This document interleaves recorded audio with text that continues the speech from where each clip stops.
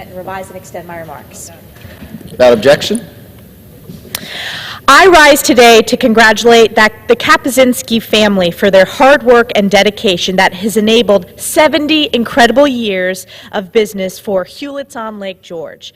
On the east shore of Lake George, this family-owned and operated small business has provided welcoming vacations for those wishing to explore the incredible beauty that Lake George and the Adirondacks has to offer.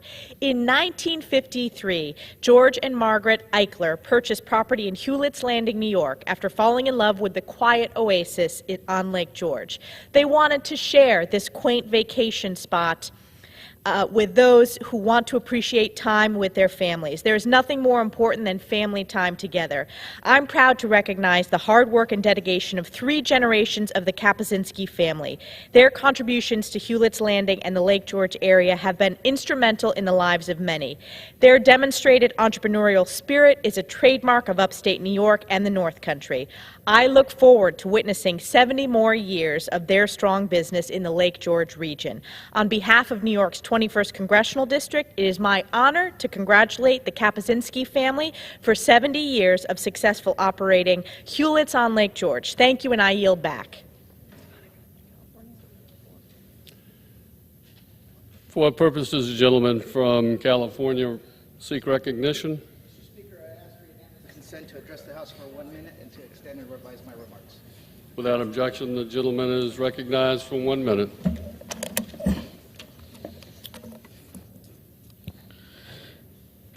Mr. Speaker, I rise to commemorate Korean American Day tomorrow. I'm proud to represent Koreatown in Los Angeles, the largest Korean American community of any congressional district in the country. Tomorrow we recognize the landmark 120th anniversary of the arrival of the first Korean American immigrants to the United States. And we honor the enduring legacy, sacrifices, and contributions made by generations of Korean Americans. This is why I urge my colleagues to support my resolution to recognize the ideals of Korean American Day and the essential contributions of Korean Americans to American life. With that, I yield back. For what purposes the gentlewoman from California seek recognition? I ask unanimous consent to address the House for 1 minute. Without objection, the gentlewoman is recognized for 1 minute. Mr. Speaker, today I rise to celebrate Korean American Day, making the arrival of the first Korean immigrants to the United States in 1903. Those brave pioneers paved the way for generations of Korean Americans to make countless contributions to our great country. Like so many before me, I came to this country with my family from Korea. Now I'm living my American dream. Today, we celebrate the strength of Korean American communities like those in Southern California. We recognize the power and impact of our achievements, and we honor the shared heritage of Korean Americans across our nation. As one of the first Korean American women to serve in Congress, I am proud to recognize this important day and to honor the millions of Korean Americans who have contributed so much to the success of the United States of America. And thank you. I yield back. For what purpose does the gentleman from California seek recognition? Speaker, I ask unanimous consent to address the House for 1 minute and to revise and extend my remarks. Without objection, the gentleman is recognized for 1 minute. Mr. Speaker, it should not be a partisan issue to support democracies globally and in particular affirm the results of the free, fair, and credible presidential election in Brazil last fall. The radio silence of my Republican colleagues regarding the January 8th attack on Brazilian democracy is inconsistent with their professed concern over freedom. On a bipartisan basis, we should denounce a would-be autocrat who refuses to accept the results of elections and is taking refuge within the United States. Our contempt should also extend to American extremists who are undermining democratic institutions at home and abroad. Our commitment to democratic freedom cannot be selective.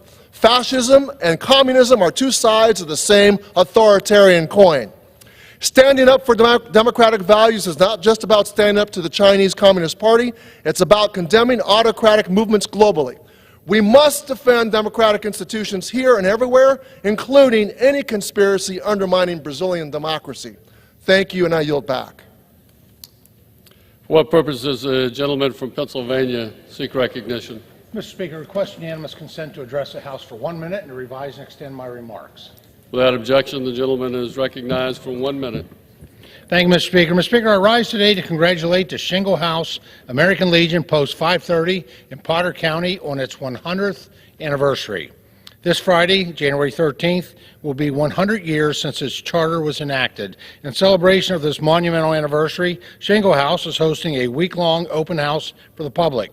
Events include special meals, activities for all ages, and lots of prizes. In the early years of the Shingle House American Legion, members gathered at the dry cleaning shop of Shorty Klinger. As time went on and membership grew, the Post reached its top membership in 1999 when it had 284 members and 271 social members. Today, it remains a traditional-style Legion, with community engagement and a focus on projects that support the Legion's 4 pillars: Veterans Affairs and Rehabilitation, National Security, Americanism, and Children and Youth. The Post continues to support community projects like Adopt the Highway, local Boy Scout and Girl Scout troops, and the Wounded Warriors. Mr. Speaker, the Shingle House American Legion Post 530 continues to serve as a community pillar. From supporting local charities to providing a meeting house for veterans of all ages, they remain an important part of the community. Congratulations to all Shingle House American Legion members on their centennial anniversary. Thank you, Mr. Speaker, and I yield back the balance of my time. For what purpose does the gentleman from Rhode Island seek recognition? Mr. Speaker, I ask unanimous consent to address the House for 1 minute. Without objection, the gentleman is recognized for 1 minute. Mr. Speaker, after all the excitement over the Speaker's race last week, it was good to get down to work this week, or not. Let's recap. The new Republican majority protected rich donors from paying their fair share in taxes, naturally, and in the process delayed working families from getting their tax refunds. Way to go. Next up, a select committee on the so-called weaponization of the federal government. Nothing like a Joe McCarthy-style committee to stoke more fear and distrust of the federal government only 2 years after the attack on our Capitol. And then criminalizing women's health care because, of course, that's why the American people gave the Republicans the majority. The red wave the Republicans dreamed about never materialized because the American people rejected their far-right agenda up and down the ballot. Clearly, they didn't get the message. And yet they did nothing to tackle inflation, the biggest issue for the American people in the last election. Mr. Speaker, this isn't what the American people signed up for. And it's going to be a long 2 years if this is all they're going to do. And so I reluctantly yield back. For what purpose does the gentlelady from Texas seek recognition? Mr. Speaker, I ask unanimous consent to address the House for 1 minute and to revise and extend my remarks. Without objection, the gentlewoman is recognized for 1 minute.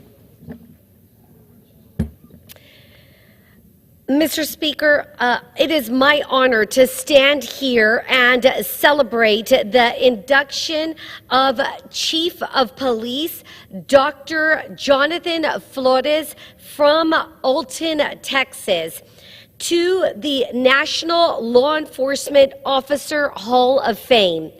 Chief Flores has been both progressive and innovative by growing the partnerships within the community and surrounding agencies. His hard work and perseverance clearly demonstrates the dedication to his community.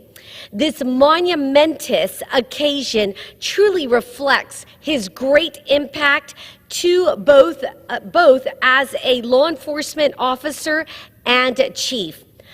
On behalf of Texas's 15th Congressional District, I have the honor to say Chief Jonathan Flores and to thank him, Chief Jonathan Flores, for his life of service to our community and to our country. Thank you, and I yield back. For what purpose does the gentlewoman from Texas seek recognition? Mr. Speaker, I ask for unanimous consent to address the House for 1 minute and to revise and extend my remarks. Without objection, the gentlelady is recognized for 1 minute. Thank you, Mr. Speaker. Mr. Speaker, I rise to recognize the school board members from the 7 school districts in my district in recognition of School Board Member Appreciation Month. I'm incredibly grateful for the extremely devoted school board members across my district, from Aldine, Houston, Galena Park, Channelview, Sheldon, Pasadena, and Humble ISD. These folks are doing incredible work on behalf of the people and are the most important public servants I can think of. They are shaping the next generation of leaders by ensuring our schools are places where students can learn, explore, and dream. I know that keeping our schools running smoothly and safely comes with plenty of late nights and a lot of behind-the-scenes work. And I'm truly grateful for the work of all these school board members and their service to the next generation of leaders. And I thank them for always putting children over politics, classrooms over bathrooms, books over bullets, and teaching over talking points. Thank you, Mr. Speaker, and I yield back. For what purpose does the gentleman from Arkansas seek recognition? Ask unanimous consent to address the House for 1 minute, revise and extend on my remarks. Without objection, the gentleman is recognized for 1 minute. Thank you, Mr. Speaker. I rise today to recognize one of my district's leading industries that continues to grow and provide good-paying jobs to hardworking Americans. According to the World Steel Association, more than 6 million people work in the steel industry across the nation. In Mississippi County, Arkansas, thousands of men and women are employed at steel mills and are some of the highest paid workers in my district. The steel industry is the backbone of our nation's infrastructure, whether it's used to build roads, freight rail, schools, or even green energy projects. Steel is at the heart of it all, and its growth will only continue. In 2017 alone, the American Steel and Iron Institute found the industry was responsible for $520 billion in economic output, and that number continues to rise. Recently, U.S. Steel announced the biggest capital investment in the history of Arkansas right in my district, bringing with it 900 new jobs. As the chairman of the Congressional Steel Caucus, I'll fight for policies that support the growth of the steel industry and promote exports of American steel. I'm committed to working with the industry to get our steel on the market at home and across the globe. And with that, I yield back. For what purpose does the gentleman from Michigan seek recognition? Mr. Speaker, I ask unanimous consent to address the House for 1 minute and revise and extend my remarks. Without objection, the gentleman is recognized for 1 minute. Mr. Speaker, it is my honor to stand in this well and represent the people of Michigan's 13th district. Last week, for the first time in 100 years, the House failed to organize on opening day. As a new member of Congress, I found it to be a sad day for this body as an institution. A sad day for democracy, a sad day for American people. Mr. Speaker, House Democrats are united and prepared to try to find common ground with the other side of the aisle to solve problems on behalf of the American people. But I am not sure if I'll find a willing partner across the aisle because of extreme viewpoints. The start of 118th Congress has, in its short time of existence, seen some sad days. These sad days must stop now. Let's get to work.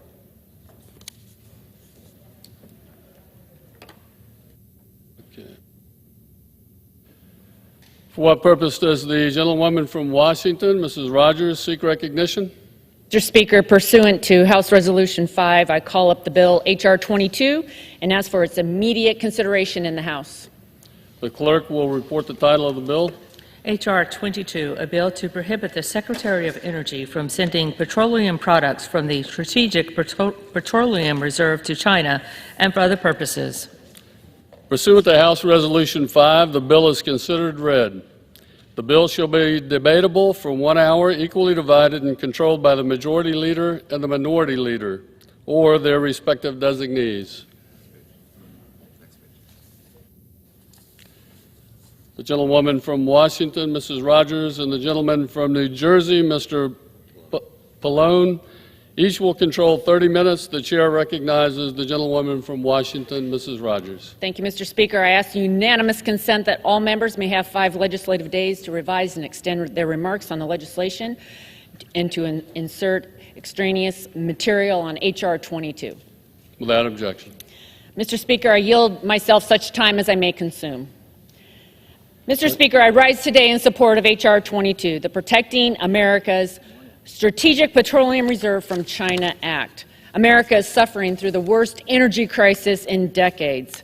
President Biden and the Democrats' radical rush to green agenda is making life unaffordable for people all across this country. It's driving record inflation, straining household budgets, and weakening our electric grid. Under President Biden and the Democrats' control of China, gas prices rose to the highest levels in history. Some were forced to pay more than $6 per gallon. Gas prices are still 40% higher today. Diesel prices are up almost $2 a gallon, more than when President Biden took office. The federal government should not be in the business of picking winners and losers, especially when it makes us more dangerously dependent upon China for critical minerals, solar panels, and batteries to produce our own energy and electricity, and strengthens Russia and OPEC's grip on world oil and gas markets. Now, to cover up his failed policies driving our energy and inflation crisis, President Biden drained our nation's strategic petroleum reserve at an alarming rate. America's strategic petroleum reserve, once the world's largest stockpile, has been depleted to the lowest level since 1983. President Biden released an unprecedented 250 million barrels of oil in less than 2 years, more than all former presidents combined. And as we know, much of that oil went to China because our refineries and pipelines are full. It now has nowhere to go here. In April, the Biden administration sold 1 million barrels directly to a state-owned Chinese company. Millions more barrels went to overseas traders who eventually sent it to China. We also know that China is ramping up its purchases of crude oil from Russia and the U.S. to boost its own reserves. China now controls the world's largest government-controlled stockpile of oil, with almost 1 billion barrels, at the expense of American taxpayers and our energy security. America's strategic petroleum reserve is meant for true energy supply disruptions, like those caused by hurricanes and natural disasters, not to help China. Draining our strategic reserves for political purposes and selling portions of it to China is a significant threat to our national security. The administration is not just hurting our own ability to respond to emergencies and national security events.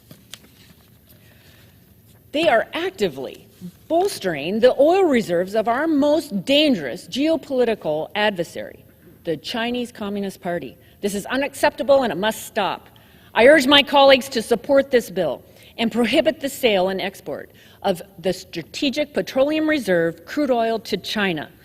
H.R. 22 prevents the Secretary of Energy from selling any products from the Strategic Petroleum Reserve to any entity owned under the control or the influence of the CCP, or selling to any other entity that intends to export to China.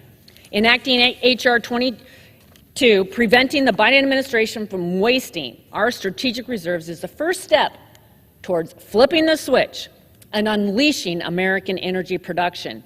America has led the world in reducing carbon emissions and promoting innovation by utilizing our abundant, clean, affordable, and reliable energy. We can restore this leadership without sacrificing our energy security or making everyday life unaffordable for people. That starts by enacting smart, workable, all of the above strategies that build on this legacy by lowering cost and emissions across the country. It includes our infrastructure and electricity grid, making it more resilient, unleashing innovation for cleaner natural gas, emissions-free hydropower and nuclear power, and carbon capture technologies.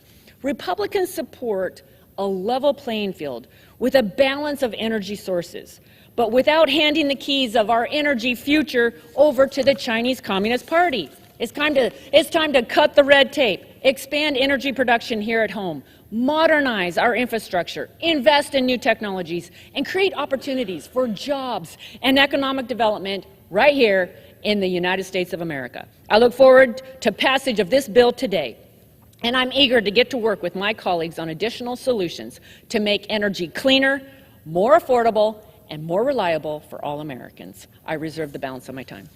Gentlelady from Washington reserves. The gentleman from New Jersey is recognized. Thank you, Mr. Speaker. I yield myself such time as it may consume. Without objection.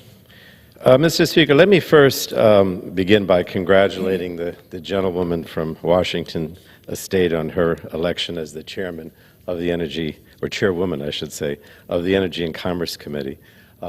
I rise in opposition to H.R. 22, the Protecting America's Strategic Petroleum Reserve from China Act. First, let's take a moment to remember how we got here. In 2015, when Republicans last controlled Congress, they lifted the 40-year ban on crude oil exports at the urging of their big oil friends. This irresponsible policy change allowed companies to export American-owned barrels of oil to our adversaries, including China. Again, that was a Republican policy pushed by House Republicans 8 years ago. And as a result, our crude oil exports to China surged, averaging $500 million every day during the last year of the Trump administration. China hoarded these barrels to build up its own petroleum reserves.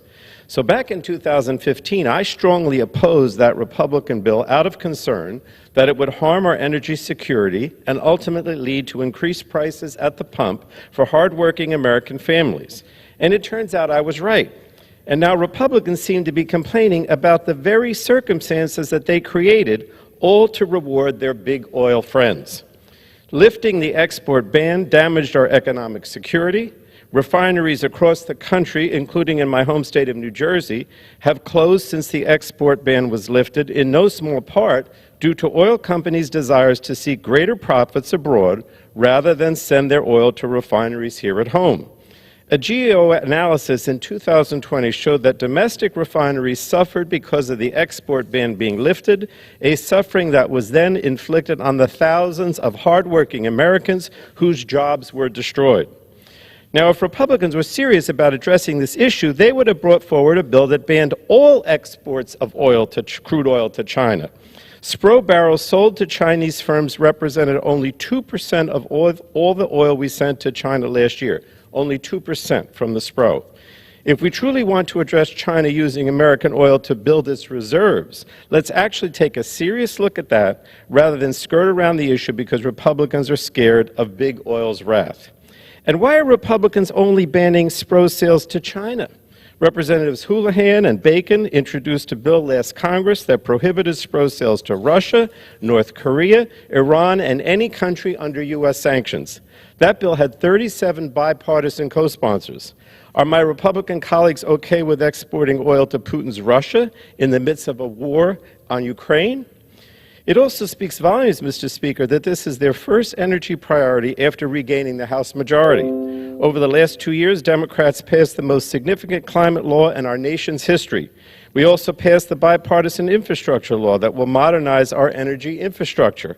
But Republicans' first energy bill this Congress isn't about investing in the resiliency of our electric grid or making American energy cleaner and cheaper. Instead, they're just recycling an old one-page bill that takes a minor step in undoing the damage that they themselves created. Republicans are here today denying their own history and muddying the truth by trying to place the blame on President Biden. But President Biden successfully used the Spro to lower prices at the pump and provide relief to American families. When gas prices increased last year, the Biden administration took decisive action to bring gas prices back down by releasing oil from the Spro. The administration released an unprecedented 1 billion barrels of oil a day, providing critical domestic supply to make up for shortages in the aftermath of the war in Ukraine.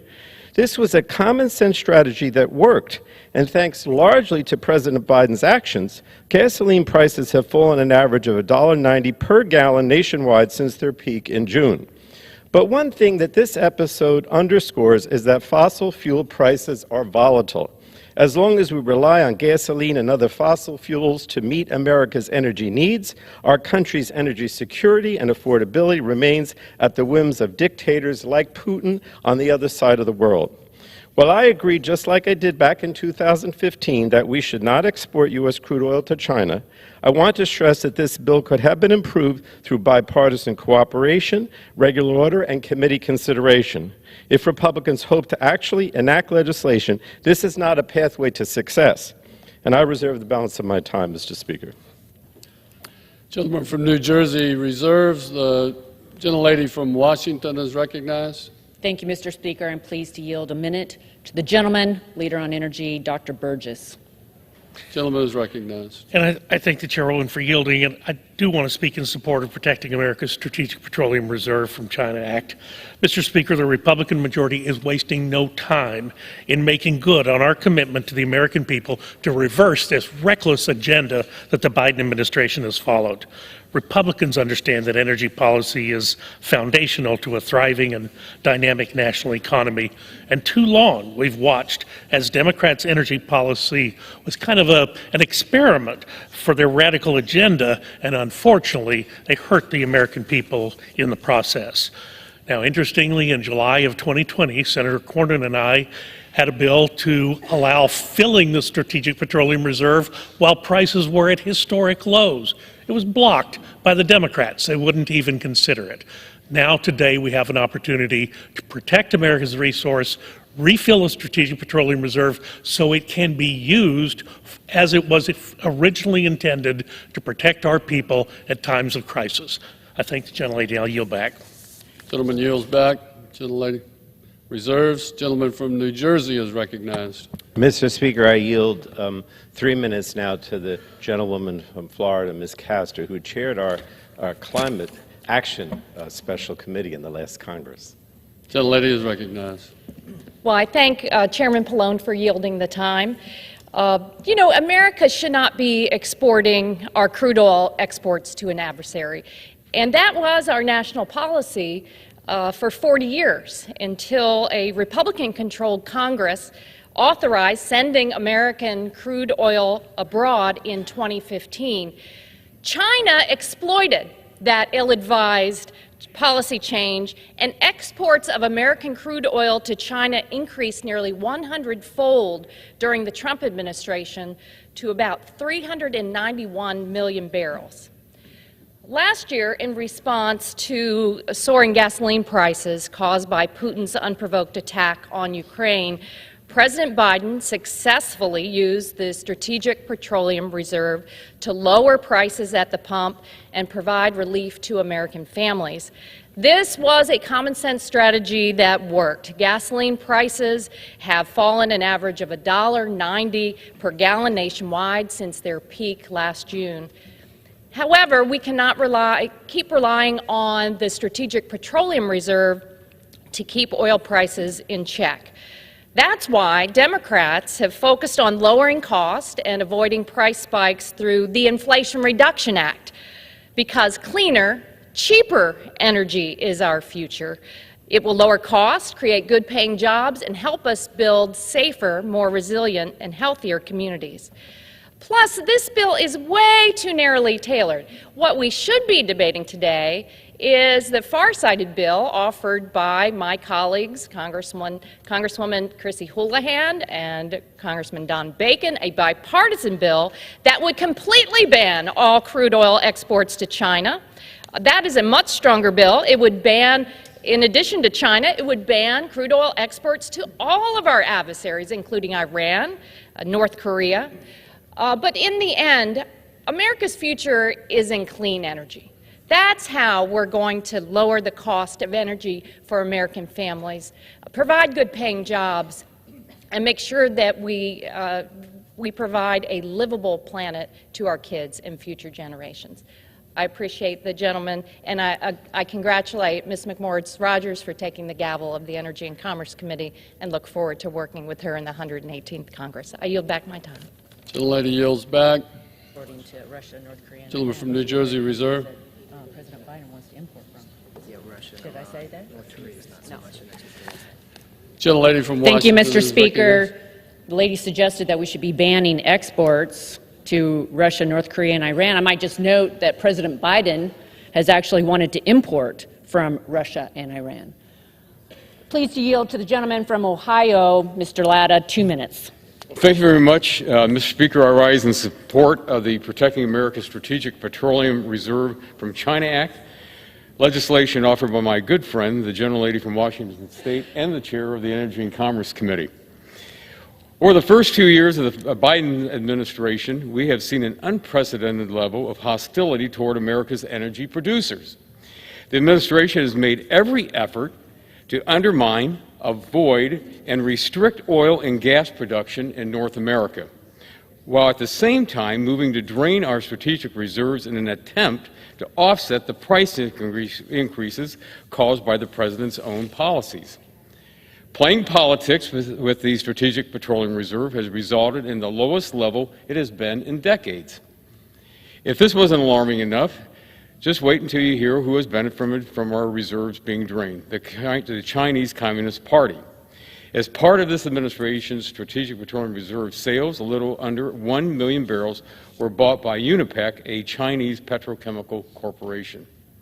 This short-sightedness shows the Biden administration is willing to put our national security at risk by selling vital reserves to our adversaries to manipulate market prices in hopes of gaining political advantage. This is not right, and every single member of this body should be opposed to such actions. And while we investigate these actions, we must ensure they never happen again.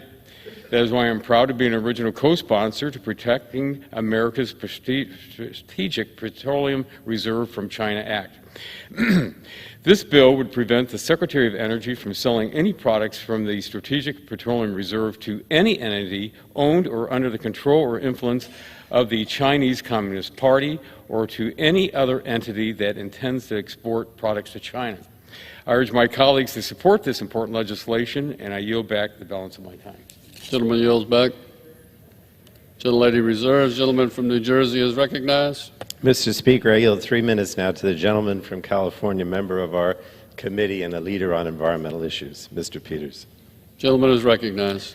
Thank you, Mr. Speaker. My Republican colleagues have promised to secure America's energy future. I share this goal, and I'm eager to work together. And again, congratulations to our new chair. However, I would say that the path to energy security is not through cheap political rhetoric or Biden bashing, but through bipartisan policy solutions.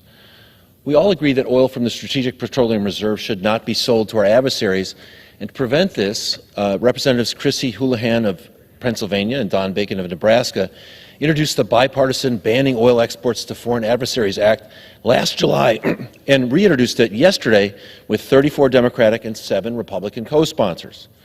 The bill prevents the sale or export of oil from the SPR to China, but also North Korea, Russia, Iran, and any country currently under U.S. sanctions. I bet it would be approved by voice vote in this House today. By contrast, the bill we're debating today only prohibits SPR sales to entities affiliated with China. Given that a more comprehensive bipartisan bill already exists, why would our colleagues be putting forward a more partisan bill with a partial solution that won't pass the Senate? Let me be clear. Americans are looking for serious policy results, not half-baked ideas designed for a press release. And if my colleagues across the aisle are serious about energy independence, let's talk about that. They'll have to acknowledge that our path to true energy security is not by doubling down on oil. We've seen the costs of oil price shocks time and time again. In the 1970s, the Arab oil embargo caused oil prices to soar. In 1990, the first Gulf War spiked record prices. In 2005, Hurricane Katrina damaged refining facilities, causing prices to rise again. Between December 2007 and July 2008, prices rose from $118 a barrel to over $160 per barrel before crashing during the Great Recession. And in the last few years, we've seen rapid volatility from negative prices during the pandemic to over $100 a barrel during the recovery. It's becoming very clear that we have to admit that doubling down on oil is a failed strategy, and true energy security will be achieved by reducing our reliance on fossil fuels and investing in clean fuels of the future. Let's do that for our taxpayers as well as for the environment, and I look forward to working together on real solutions, and I yield back. Gentleman yields back. Gentleman reserves. Gentlelady from Washington is recognized. Thank you, Mr. Speaker. I'm pleased to yield 2 minutes to the gentleman from Kentucky, Mr. Guthrie. Gentleman is recognized. Thank you, Mr. Speaker. I just want to kind of clarify, Russia and Iran, well, Iran's part of OPEC, so they're not the ones buying out of the Strategic Petroleum Reserve. Matter of fact, President Biden went to OPEC to ask them to increase their production instead of doing American oil. And I also want to say 2015, to finish the sentence, they said the Republican-controlled Congress in 2015, it was also the Obama administration worked together in a bipartisan way to unleash American energy or give them a worldwide market for American energy, that when you threw in the President Trump's administration and a regulatory environment that made sense, we had record production of energy. We did ship it throughout the world. We also had record low prices here in America. So the problem we're facing today is because of President Biden and the Democrats in Congress' war on American oil. That's the problem we're here to address. The price of gasoline hit over $5 a gallon in the height of this war on oil, $4.80 a gallon in Kentucky, when it was just over $2.20-something cents when President Biden took office. American families are hurting because of this. Small business owners are hurting because of this, and they continue to struggle. And instead of taking action to meaningfully unleash Americans' energy potential, President Biden opted to release supplies from the Strategic Petroleum Reserve. And what we need to do is get back to unleashing American energy, not sitting out of our strategic preserve. Even worse, President Biden's abuse of our Strategic Petroleum Reserve has reduced our stockpile by more than 250 million barrels, jeopardizing our ability to respond to supply disruptions posed by natural disasters and other true emergencies. This includes selling millions of barrels of oil from our strategic reserve to adversarial countries, including China. And by prohibiting our strategic reserves from being sold to China, this legislation is a significant step toward restoring our energy security and providing needed relief for hardworking Americans.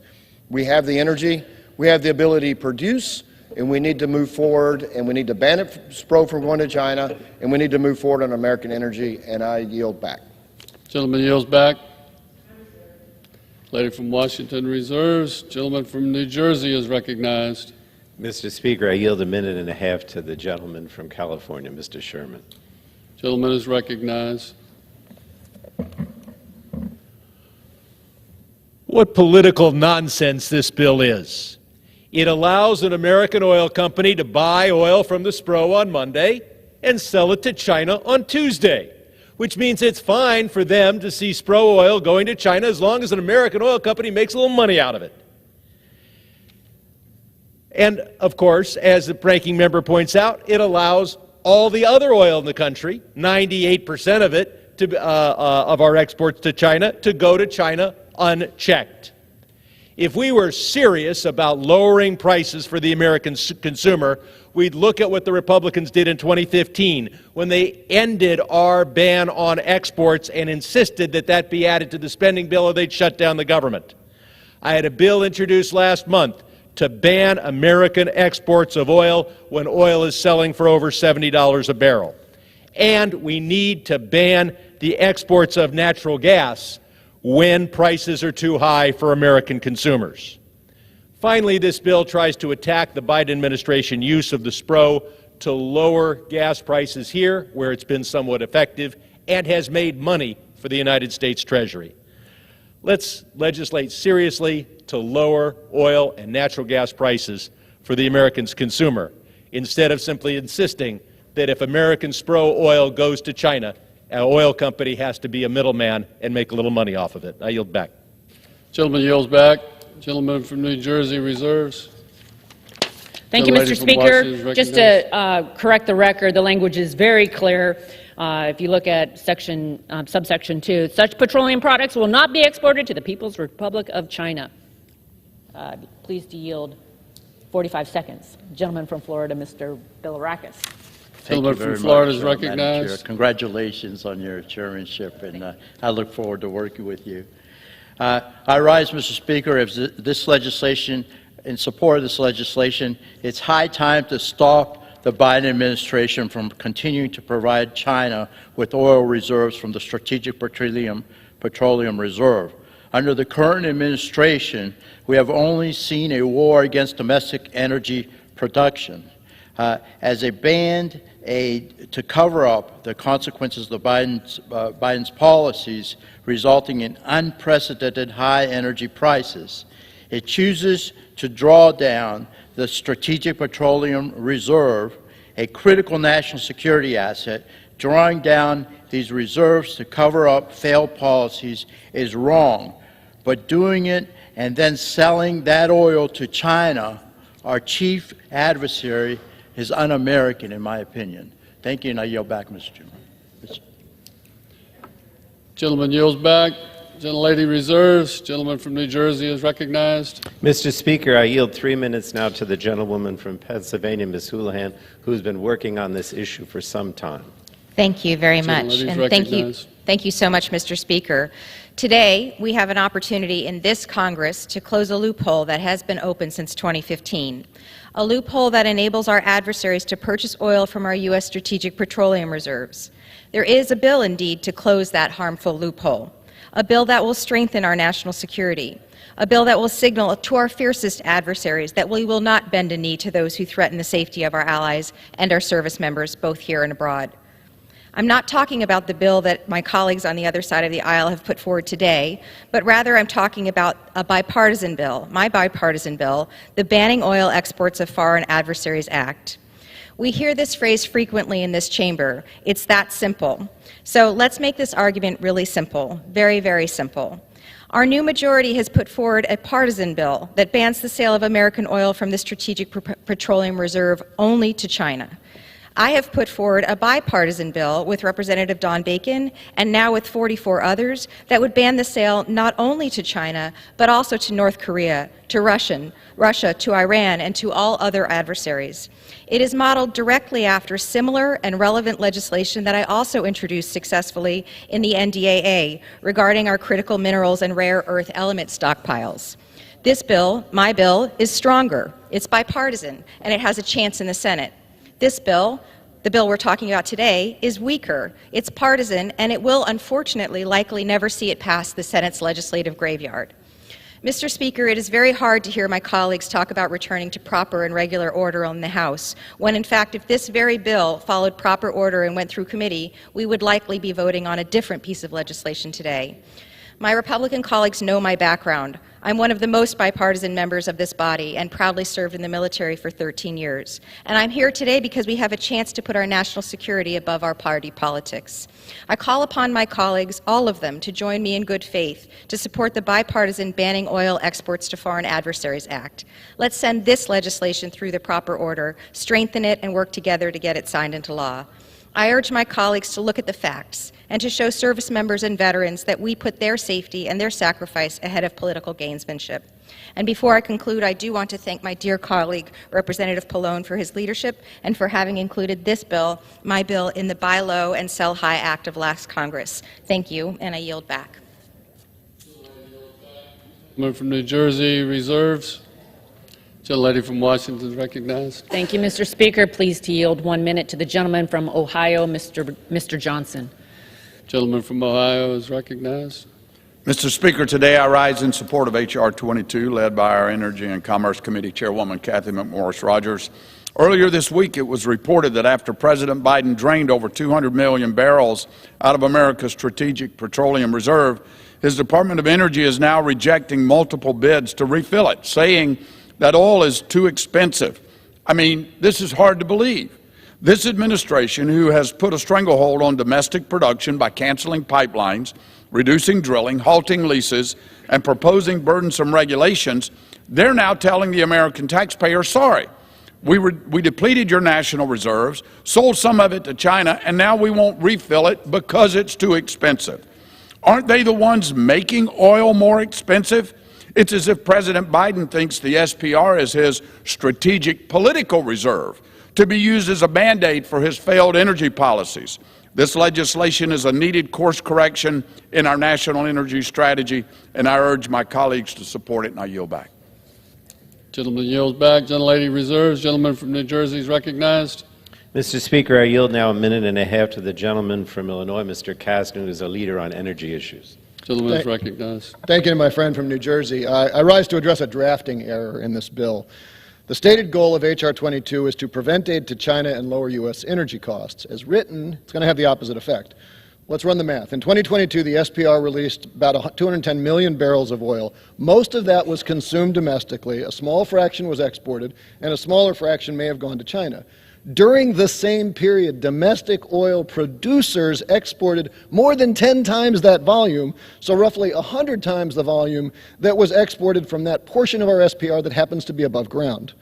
So the failure to include U.S. producers in the export prohibition means that this bill will do nothing to limit Chinese access to American oil, but since the SPR releases, as the majority notes, do reduce oil prices, curtailing our ability to use that tool will drive prices up and transfer wealth from U.S. consumers to U.S. producers in places like Bakersfield, California, as they sell higher-priced oil to China.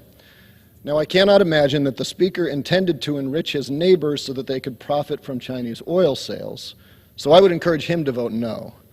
I'd also encourage anyone who seeks to prioritize United States access to United States energy to oppose until we can make the necessary corrections to this bill. Yield back. Back, gentleman from New Jersey reserves.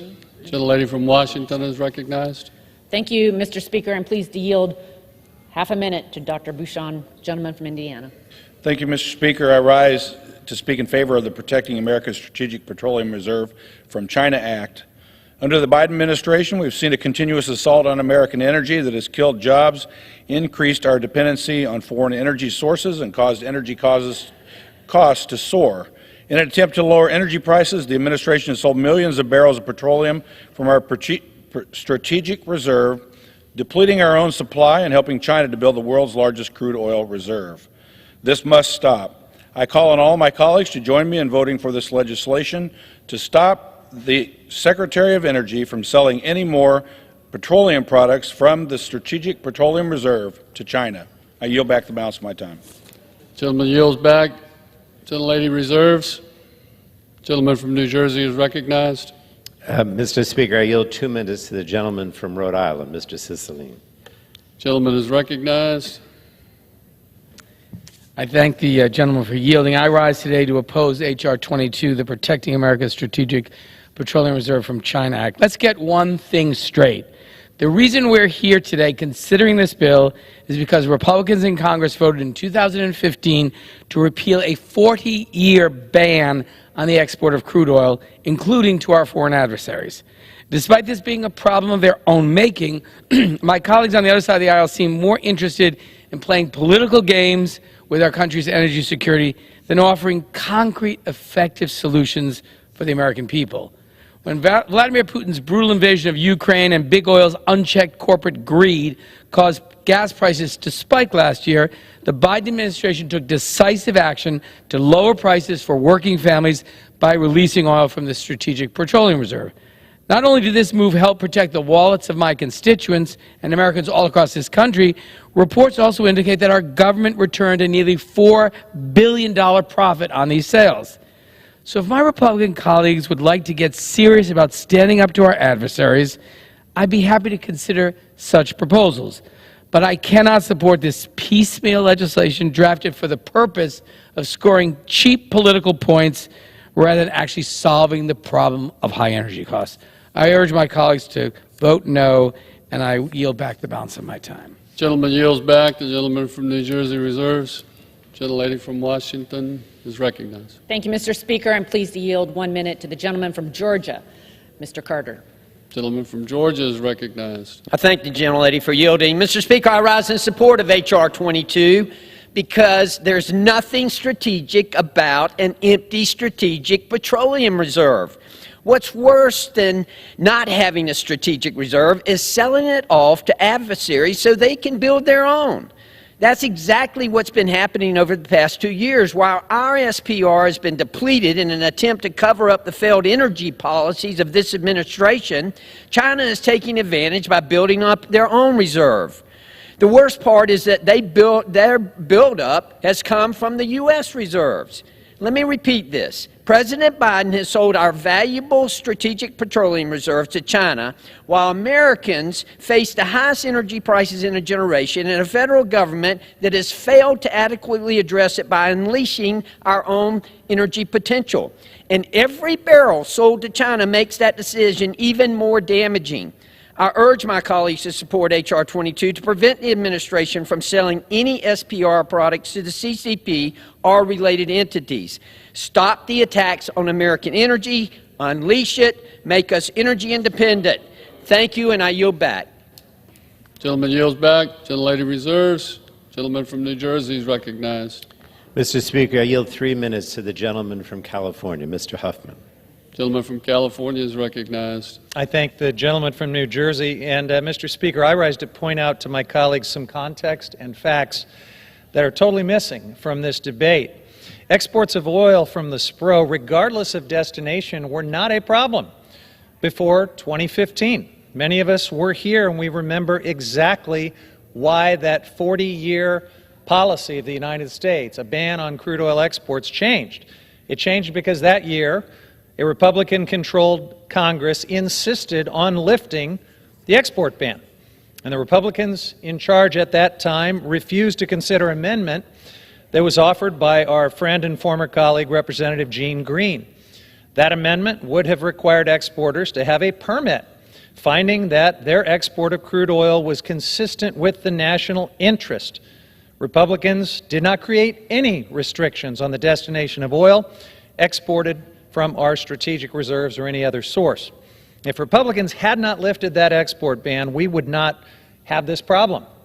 If Republicans hadn't blocked Representative Green's amendment from even being considered on the floor of the House, we would not have this problem. And instead, we are left with a Republican messaging bill, which purports to address a small part of the problem while ignoring the much bigger problem that they created back in 2015. If my friends across the aisle were truly concerned with U.S. oil exports going to China, they'd put a more serious measure forward. At the very least, they would block not just some small amount of petroleum from the SPRO, but the sale of all crude oil exports to China, which includes much larger volumes outside of the SPRO. In the international market, we don't know where crude oil ends up once it hits the global marketplace. That's the way it works. Sales to entities with connections to China may not go to China.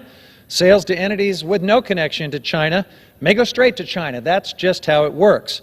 And the fact is, the only way that we can be sure that U.S. crude doesn't end up in the hands of foreign entities of concern is to reinstate that crude oil export ban. I agree with my friends across the aisle. We shouldn't be exporting our strategic oil reserves to China. I just wish they hadn't gotten into this mess in the first place, and I wish they'd put forth a more serious bill now. I yield back. Gentleman yields back. The gentleman from New Jersey reserves. Gentlelady from Washington is recognized. Thank you, Mr. Speaker. I'm pleased to yield 2 minutes to the gentleman from South Carolina, Mr. Duncan. I want to congratulate the lady from Washington on her chairmanship. You know, before the Biden administration's war on American energy, America was increasingly dominant in energy production, producing a surplus. Exceeding demand usually means that you can have lower prices because you're providing supply that exceeds demand.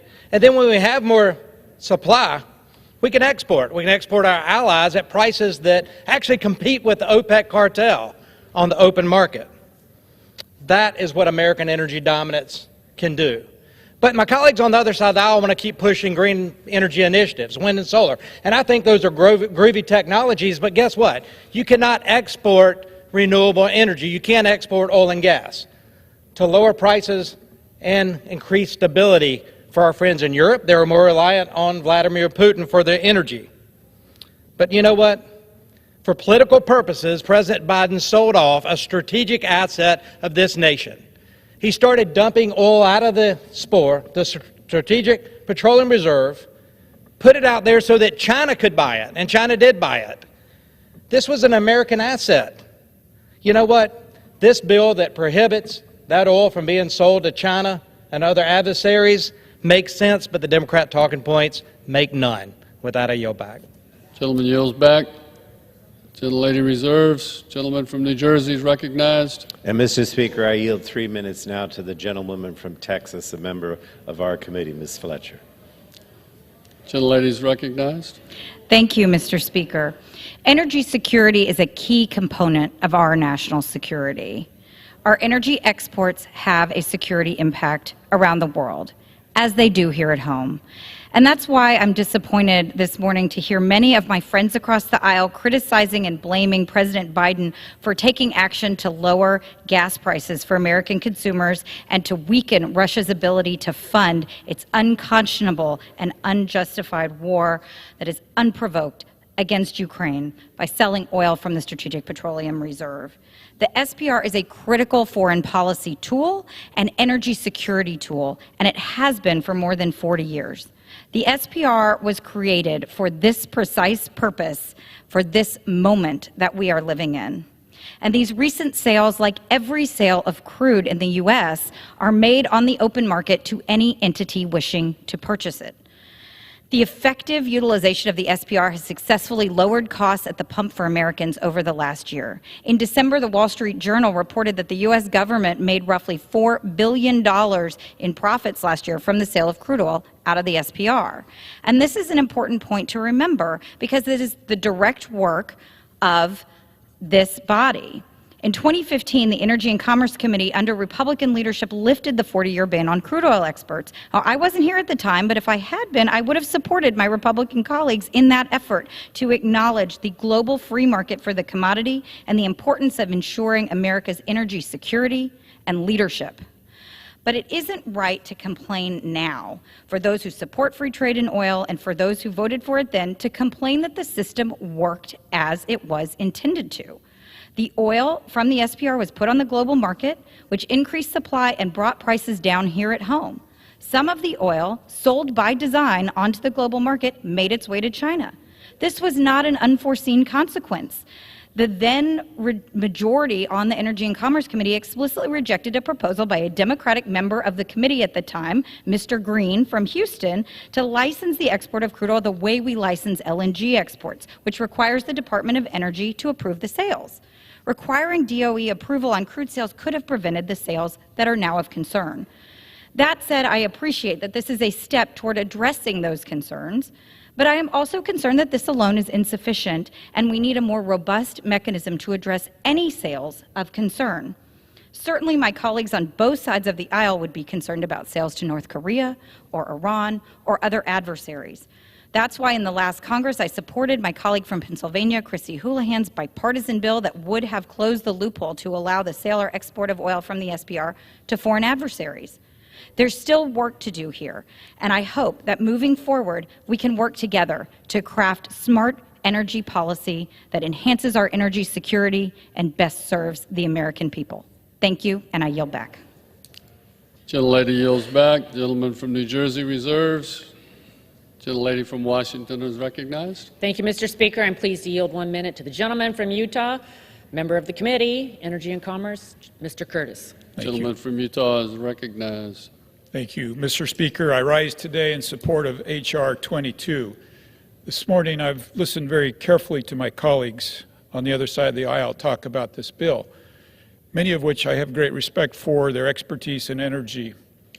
But I've heard terms like political games, partisan, and while this may be their perspective, I wish for just a moment that we could transport all of us to my district to see the perspective there, which is one of great hypocrisy. On the one hand, instead of utilizing the vast American resources we cleanly produce, including in Utah, the President chose to use this country's strategic reserve to try to lower prices. On the other hand, in fact, the President did this while attacking energy jobs in Utah by suspending energy development on federal lands and raising the royalty to produce oil, two contributing factors to rising gas prices. Not only did this release from the reserve barely make a dent in the cost of gas and weaken our national security, it also directly strengthened our #1 geopolitical adversary, China. Under no circumstances should our reserve be used to fund our adversaries. Regardless of our views in this chamber on the use of the reserve by the Biden administration, we should all agree our emergency supplies shouldn't be sent to our adversaries. I yield my time. Gentleman yields back. Gentlelady reserves. Gentleman from New Jersey is recognized. The gentlewoman, I yield now 2 minutes to the gentlewoman from Texas, Ms. Jackson Lee. Gentlelady from Texas is recognized.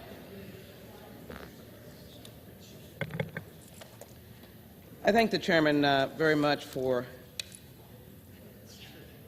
his leadership and recognition that when we speak about this legislation and the question of blocking the utilization of the petroleum reserve during times of crisis, we must raise a question. Obviously, having experienced a big freeze in Houston, Texas, in the state of Texas, where 151 people died, we had to face the question of a very poor energy system, a lack of access to fossil fuel, I must admit, a frozen nuclear system, and unprepared in terms of alternative energy. It was a freeze that we had never experienced in Texas. The idea of the utilization of the petroleum reserve, for me, is a national security issue. And this legislation literally says, if the President has the need and necessity to protect the American people, it will not be allowed. So, Mr. Speaker, I have to rise in opposition, even coming from what has been called previously the energy capital of the world. But what we want to be in Houston, and I believe the nation, is a multidiscipline recognizing that there is a climate crisis, but at the same time recognizing the importance of the Strategic Petroleum Reserve for, in fact, the necessities of the President to be able to provide for this nation. The American people are listening. They want an executive who can make decisions that will block the Russians from absolutely crippling us. They want a president who can utilize this reserve.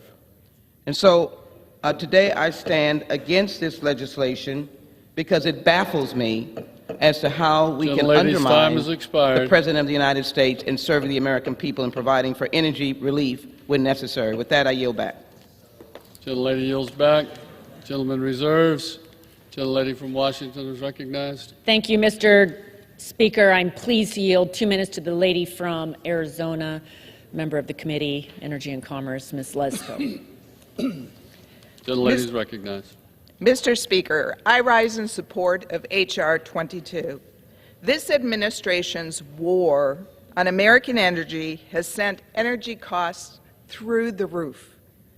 While this administration has continued to shift blame for the rising prices, President Biden is draining our strategic petroleum reserve, meant for emergencies, by selling off some of these reserves in a Band-Aid solution for his policy failures. Since May of last year, the Biden administration has sold off 1 million barrels of oil per day until after the midterm elections. Thanks to President Biden's actions, our oil reserve is now at the lowest point in 40 years. Yet this administration has no plan to unleash American energy production to replenish our emergency oil supply and reduce prices. And to make matters even worse, while the Biden administration is selling off our emergency oil reserve at an unprecedented rate, some of these barrels of oils have gone to communist China. That's right, our emergency oil supply is now in the hands of Chinese Communist Party. We are exporting a total of 300,000 barrels of oil per day to China. In part because of the Biden administration, China, not the U.S., has the largest government-controlled stockpile of oil in the world. With this legislation, House Republicans are delivering on our promise to restore our nation's energy security and better protect our national security. This legislation stops the Biden administration from selling any more of our emergency supply to the Chinese Communist Party.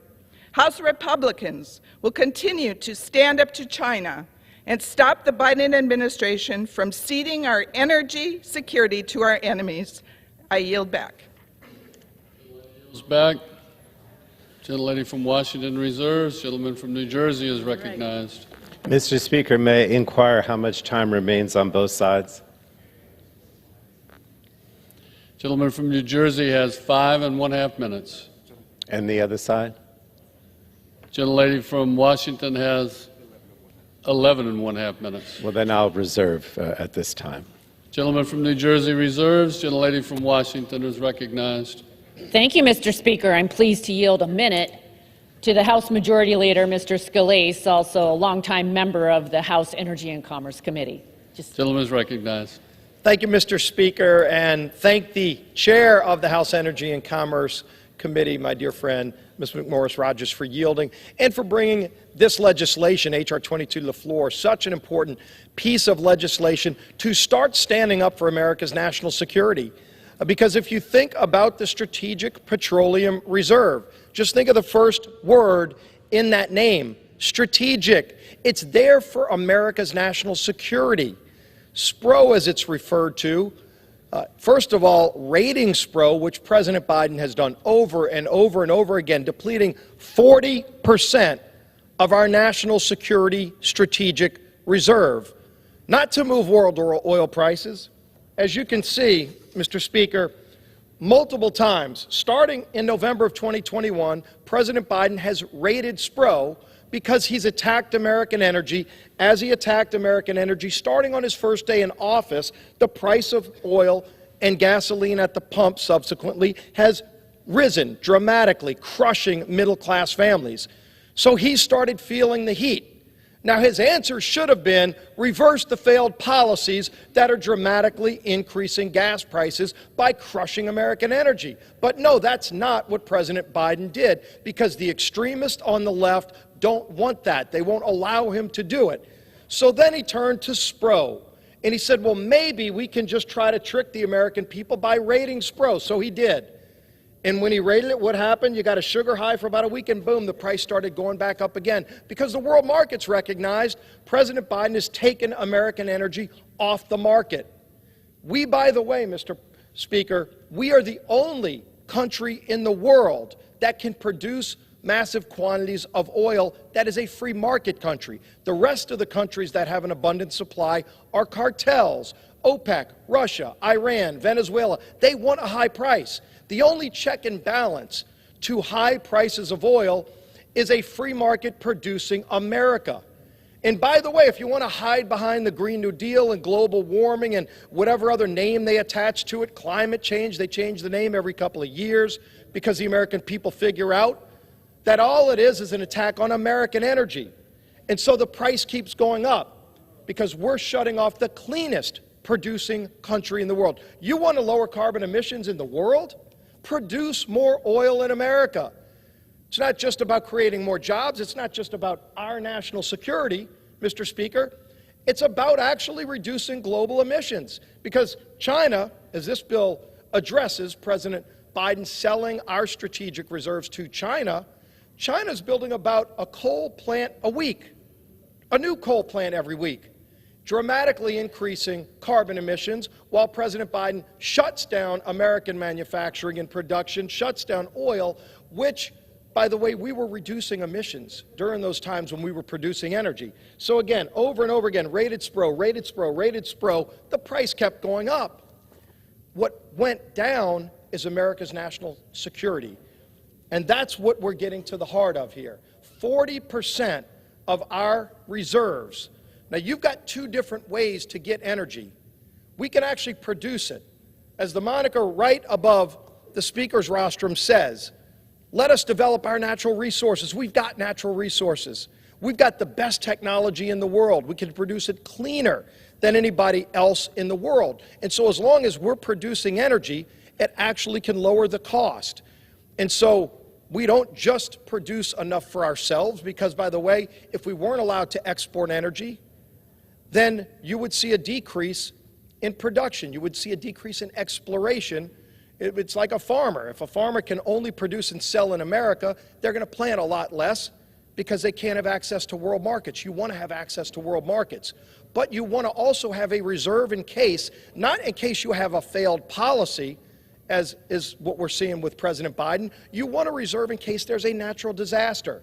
If a hurricane hits the Gulf of Mexico, as we've seen, it actually spikes the price. So you have a brief disruption, and you want a reserve to go and fill that need. If you have some kind of national security emergency, like they did in the 1970s, by the way, when SPRO was created. That's when we created this reserve for our country, when cartels controlled world oil markets, because we didn't have the technology to access like we do today. We didn't have fracking technology. We didn't have the ability to go 5,000 feet in the deep waters of the Gulf of Mexico to find billion-barrel reserves like we do today. And so the cartels controlled everything. Lines at the pump. You had to have an even-numbered license plate to get gasoline on a certain day. That was the 1970s, and so Congress created SPRO for our national security. Mr. Speaker, the House is not in order. Gentleman is correct. The House is not in order. Please take your conversations off the floor. Gentleman may proceed. Thank you. I understand a little history lesson might help people recognize how we got here. It's not by accident that we got here. We should want, as Congress, to be able to work together to fix this problem, to address the fact that prices have gone up, not just for gasoline at the pump. When people are heating their homes in a cold winter, the price shouldn't be that high. And by the way, we were also, by exporting energy, helping our friends around the world so we don't have to be dependent on oil from other places or natural gas. So Putin, as was the case in the buildup to Afghanistan, Putin was making about $700 million a day, Mr. Speaker, selling his oil to America and Europe because President Biden shut off American supply. No reason that should have happened. But that's what got us here. What can get us out?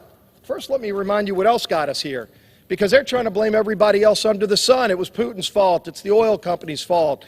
It's the weather's fault.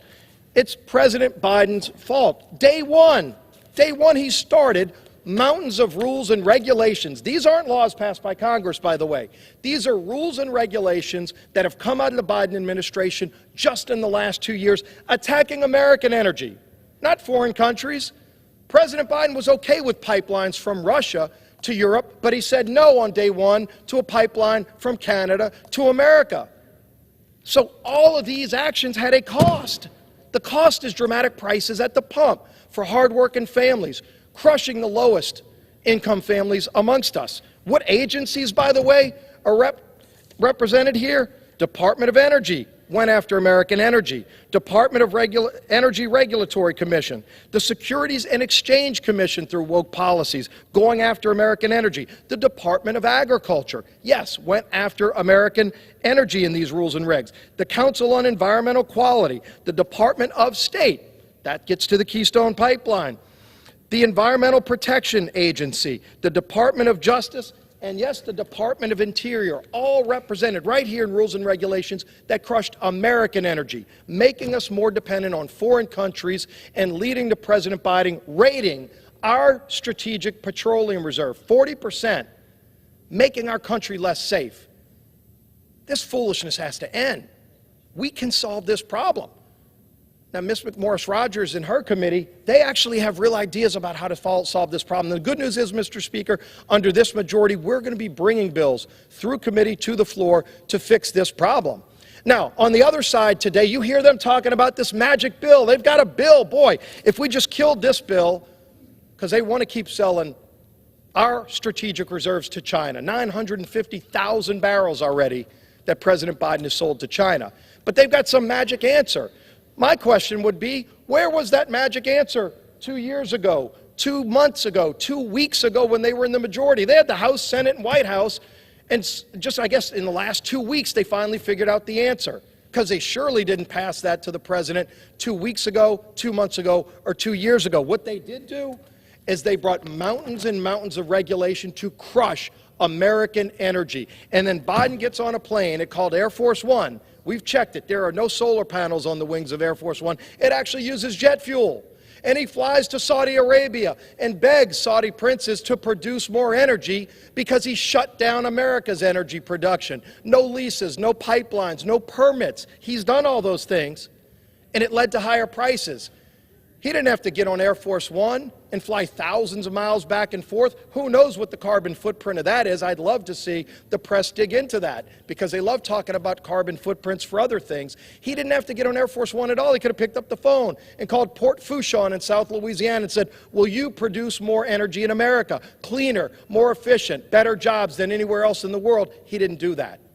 It's time we get smart policies. It's time we have some common sense in our energy policy so we stop crushing those middle-class families to sell our oil to China, not just our oil, our reserves. This is our piggy bank in case there's a disaster. He's depleted 40% of it, and he'd keep reducing it to mask his failed policies. Let's get the policy right and start fighting for those hard-working families who are suffering because of this. Let's pass this legislation. Let's keep going to work for those families, and I yield back the balance of my time. Gentleman yields back. The gentlelady from Washington reserves. Gentleman from New Jersey is recognized. Mr. Speaker, I yield myself 1 minute. I listened to the majority leader, and I want to stress that history is not on his side. The fact of the matter is that the Republicans created this problem by lifting the ban on the export of crude oil to China and the rest of the world when they were in the majority. And this bill does nothing to solve the problem. Only 2% of the oil that's exported to China comes from the Spro. The other 98%, even if this bill passes, which it won't in the Senate, will still allow the other 98% of crude oil to go to China. And the consequence of the Republican policy was to destroy jobs at American refineries, including my home state of New Jersey, because they allowed the crude oil to be exported, and as a result, a lot of the refineries closed, and we lost jobs here. So don't tell me that this is a bill that's going to help our country, help jobs. It's just the opposite. It is just masking the reality, which is they want to continue to sell oil to China, to Russia, to Iran, and to all our adversaries. I reserve the balance of my time. Gentleman reserves. Gentlelady from Washington is recognized. Thank you, Mr. Speaker. I'm pleased to yield to the gentleman from Pennsylvania, a member of the Energy and Commerce Committee, Dr. Joyce.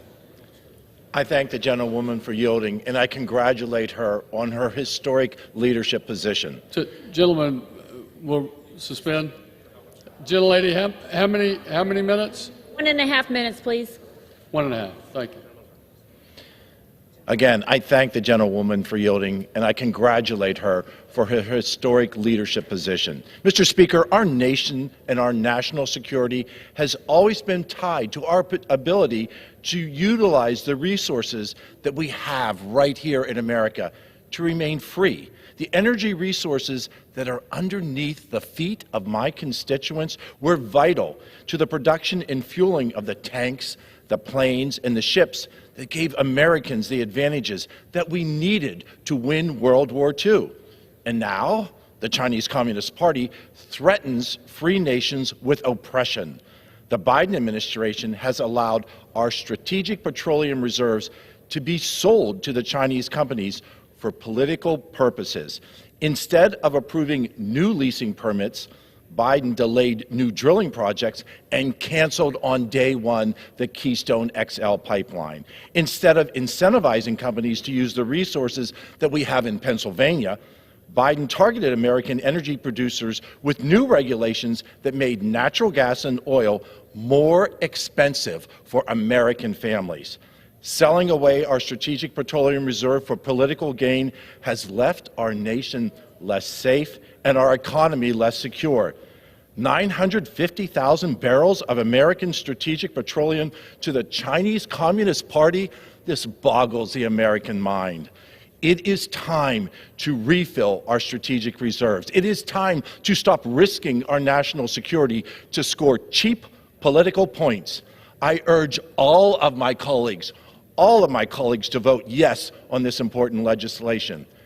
Thank you, and I yield the balance of my time. Gentleman yields back. Lady from Washington reserves. Gentleman from New Jersey is recognized. Mr. Speaker, I'll continue to reserve because they have more time on their side. Gentlelady from Washington is recognized. Thank you, Mr. Speaker. I'm pleased to yield to the gentleman from Ohio, leader on energy issues, new member of the committee, Mr. Balderson. 1 minute. How much time? 1 minute. 1 minute. Gentleman from Ohio is recognized. Thank you, Mr. Speaker, and thank you to the Madam Chair, and I look forward and I'm honored and blessed to be able to serve with you. Instead of supporting American energy producers and reversing their disastrous energy policies, the Biden administration decided to drain our energy reserves to the lowest levels since 1983. So who benefited from this decision to drain these reserves? The Chinese Communist Party, now the largest government-controlled petroleum reserve in the world. In fact, this administration transferred 900,000 barrels from our stockpile to a subsidiary of Chinese Communist Party-owned China Petroleum and Chemical Corp. H.R. 22, sponsored by Madam Chair McMorris Rogers, bars the Secretary of Energy from selling any of America's petroleum reserves to an entity affiliated with the CCP or entity that intends to export it to China. Energy security is national security. House Republicans are fighting to ensure one of our greatest geopolitical challenges. China does not benefit from this administration's misguided energy policies. I urge passage of H.R. 22, the Protecting America's Strategic Petroleum Reserve from China Act, and yield back, Mr. Speaker. Thank you. Thank you. Great job, Troy. Lady from Washington, reserve. I reserve. Gentleman from New Jersey. I continue to reserve until we're prepared to close. Very well. Thank you, Mr. Speaker. I'm pleased to yield 1 minute to the gentleman from Michigan, Mr. Stauber. Thank you. Gentleman's recognized for 1 minute. Chairwoman. I rise in support of H.R. 22. The bottom line is, do we sell our strategic petroleum reserves to China or not? The answer is we should never sell 1 ounce of strategic petroleum reserve to the communist country of China. Remember, Joe Biden, as a candidate and on day 1, declared war on American energy by shutting down the XL Keystone pipeline. He still commits to the war on American energy. We in America are paying way more for energy than we should because of the policies of this administration. So this H.R. 22, Madam Chair, is an easy one. The United States of America should not sell 1 ounce of our strategic petroleum reserve to the communist country of China. And I rise in strong support of H.R. 22, and I yield back. Gentleman yields back. I Lady reserve. from Washington. Gentleman from New Jersey reserves. Gentlelady from Washington is recognized. Thank you, Mr. Speaker. I'm pleased to yield 1 minute to the gentleman from Texas, new member of the Energy and Commerce Committee, Mr. Weber. Thank you, ma'am. Mr. Speaker, I have paid attention to this SPR since 2008 when I got elected to the Texas House. 60% of the Strategic Petroleum Reserve is housed in my district.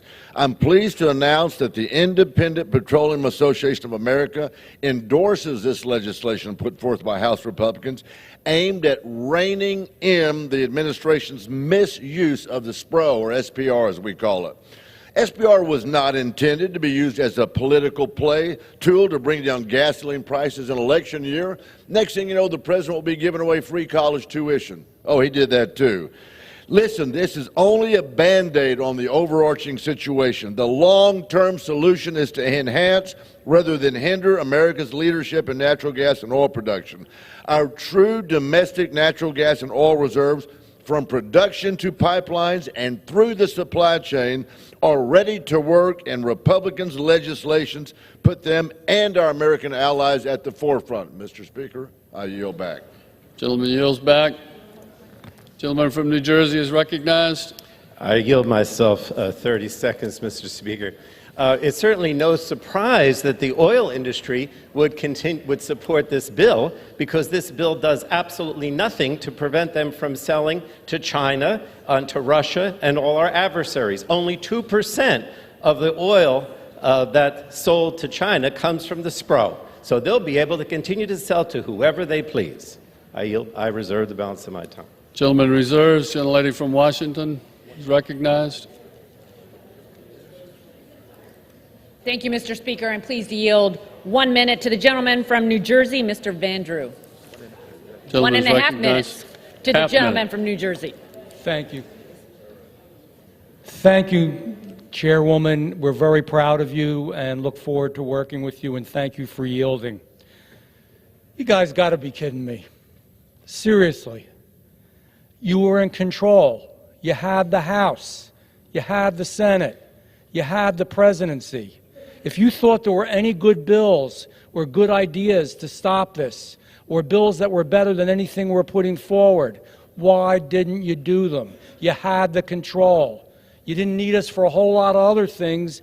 You voted and rammed things through that we didn't want, rammed things through that were radical, and yet this common sense type of legislation, nothing happened. You can't be serious. That's a bad argument. Since there's been one-party rule in Washington, Democratic rule, Republicans were forced to watch President Biden drain more than 250 million barrels, nearly 40% of our petroleum reserve. This puts our national security at risk. It puts the American people at risk. For our military, what will they do if they need the petroleum reserve? For our Americans, what will they do when natural disasters strike and their town needs the petroleum reserve? For our rescue and emergency personnel, what will they do if they need the petroleum reserve? Why would anyone ever vote against this bill? Maybe if you want to lower gas prices temporarily for political gains, you would oppose this bill. But make a choice. Do what's right and vote for this bill. Gentleman yields back. Gentlelady from Washington. I reserve. Reserves. All right. I reserve, Mr. Speaker, until we close. Gentleman from New Jersey reserves. Gentlelady from Washington. Thank you, Mr. Speaker. I'm pleased to yield to the lady from Texas. 1 minute, Monica De La Cruz. Gentlelady is recognized. Mr. Speaker, I rise today in support of American energy independence and the oil and natural gas workers of South Texas. This act is a crucial step to holding China accountable and repositioning the United States as a global energy leader. It is essential that we recover our energy independence and stand up for Texas's workers who have unfairly suffered as a result of this administration's misguided policies that have emboldened regimes like China and Venezuela's narco dictatorship. The decision to prioritize foreign energy over our own puts American workers, our industries, and our country at a disadvantage. Protecting American energy will strengthen both our economic and national security. I fully stand committed to fighting for all the natural gas and oil workers in South Texas and across our nation. Thank you. I yield back. I reserve. Yields back. Gentlelady from Washington reserves. Again, I'll reserve until we close. Okay. Gentleman from New Jersey reserves. Gentlelady from Washington is recognized. Thank you, Mr. Speaker. I'm pleased to yield 45 seconds to the gentleman from Florida, Mr. Mills. Gentleman is recognized. Thank you, Mr. Speaker. I had prepared a speech today to talk about the support that I come to rise for H.R. 22 and the protection of our strategic petroleum reserves. But after hearing my colleagues on the left, it's very simple. They don't care about unleashing American energy, us getting to energy dominance, to ensuring that we have the global currency. They care about defending the Chinese and the CCP. That's why they've continued to try and prevent us from being able to sell our strategic petroleum reserves for China.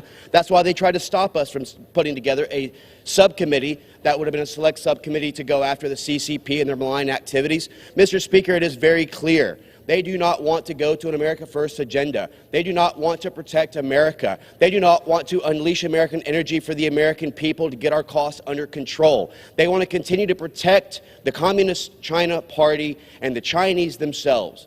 I rise in protection not just in support of H.R. 22, but of the American people and the American workers. Thank you, Mr. Speaker. With that, I yield back. Gentleman yields back. Gentlelady from Washington. Mr. Speaker, may I inquire as to the time remaining? Gentlelady from Washington has 3 minutes. Thank you. I reserve. Gentleman from New Jersey has 4 minutes. Gentlelady reserve. Is the gentlewoman prepared to close?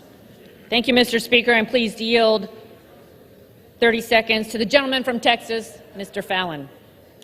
Gentleman from Texas is recognized for 30 seconds. Thank you, Mr. Speaker. I rise today as a co-sponsor of Protecting America's Strategic Petroleum Reserve from China Act.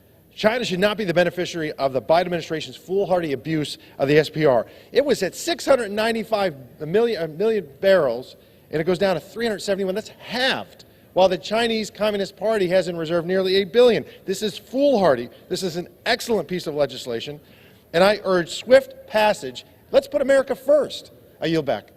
Gentleman yields back. Gentlelady from Washington. I reserve. Recognized. She reserves. Gentleman from New Jersey. Mr. Speaker, I'll yield myself 30 seconds. The gentleman talks about how China has built up its reserve, its petroleum reserve, is because you, when you were in the majority, stopped the ban on export, and they used that opportunity to build up their reserves. This has nothing to do with the SPRO. 98% of the oil that's exported to China is not from the SPRO. So they used the opportunity since 2015, when you lifted the ban, to build up their petroleum reserves on your watch. I reserve the balance of my. Gentleman reserves. Members are reminded to address their remarks to the chair. In order of the House. Okay. Gentlelady from Washington is recognized. Thank you, Mr. Speaker. I'm pleased to yield 30 seconds to the gentleman from New York, Mr. Lawler. Gentleman is recognized. Thank you, Madam Chair. Thank you, Mr. Speaker. Bottom line is America needs to be energy independent. We should not be relying on foreign governments. We should not be relying on China, least of all. 60% of New Yorkers, for instance, rely on natural gas.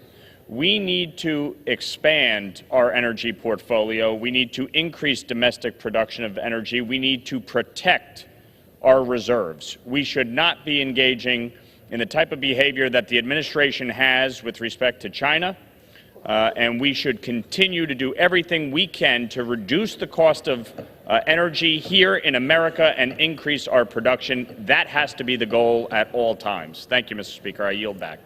Gentleman yields back. Prepared to close. Gentlelady reserves and prepared to close. I'm prepared to close, and I'll yield myself as time as I may consume, Mr. Speaker. Mr. Speaker, I find myself compelled to point out that listening to Republican arguments today, you think that they have been sacred stewards of the SPRO, and that couldn't be further from the truth.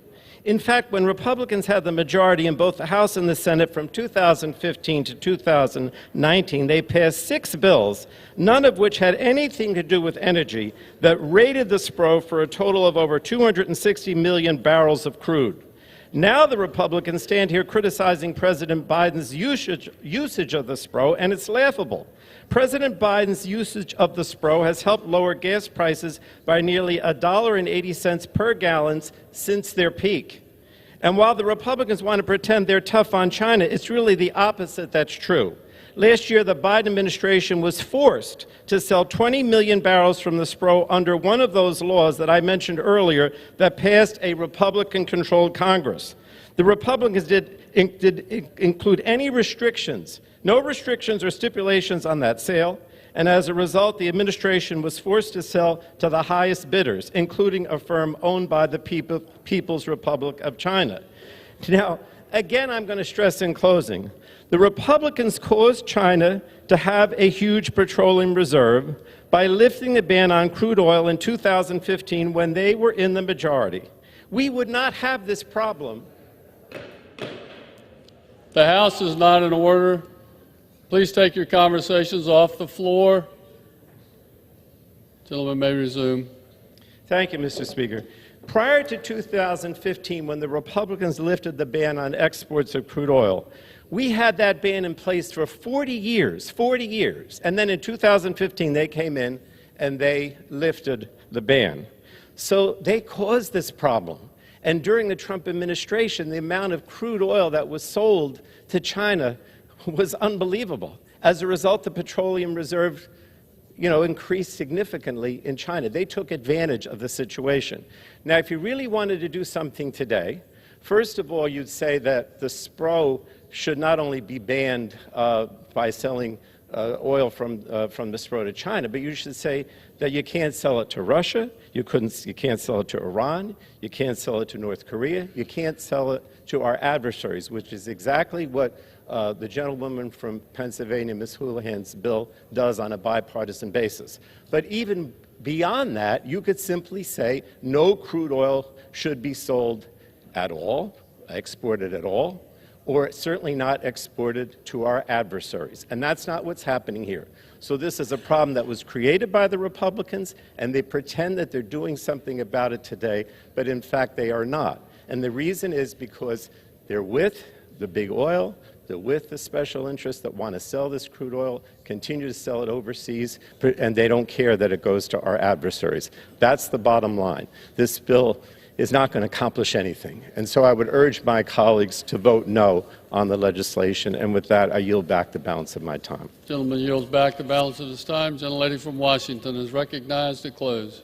Thank you, Mr. Speaker. Leadership matters.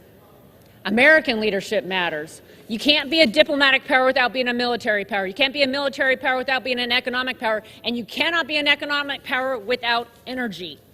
In order to reverse the damage to our energy security and our global leadership, we must flip the switch and unleash American energy production. We need to stop the Biden administration from wasting our strategic reserves. It's time to cut the red tape and expand energy production here at home, modernize our infrastructure, and create new opportunities for jobs and economic development. The Democrats suggest that if the bills included Iran, Russia, North Korea, that they would support it. The fact of the matter is, those are the countries this administration has gone to. They've gone to OPEC, Iran, and Russia, and actually asked them to produce more oil. Ladies and gentlemen, I look forward to the passage of this bill today, and I am eager to work with my colleagues on additional solutions to make energy more affordable, more reliable. It is America that is leading in clean, reliable, renewable, affordable energy, and it is so important to energy dominance. It's important to American leadership. It's important to our economy. It's important to every person in this country that has been living with record high energy prices. Every time they go to the gas station to fill up over the last couple of years, they have been experiencing record high energy prices. Ladies and gentlemen, we are prepared to lead. We want to unleash American energy, unleash clean American energy jobs. This is important to our national security. It's important to our economic security. I urge everyone to vote yes. Pass H.R. 22. It's just the beginning. There's more to come. With that, I yield back. Gentlelady yields back the balance of her time. All time for debate has expired. Pursuant to House Resolution 5, the previous question is ordered on the bill. The question is on engrossment and third reading of the bill. Those in favor say aye. Those opposed, no.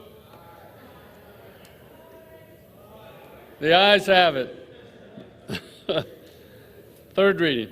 A bill to prohibit the Secretary of Energy from sending petroleum products from the Strategic Petroleum Reserve to China and for other purposes. The question is on passage of the bill. Those in favor say aye. Those opposed, no. No. The ayes have it. The bill is passed. Gentleman from New Jersey. On that, I would ask for the yeas and nays. Gentleman has requested. The yeas and nays are requested. Those favoring a vote by the yeas and nays will rise. Sufficient number having risen, the yeas and nays are ordered. Members will record their vote by electronic device. This will be a 15-minute vote.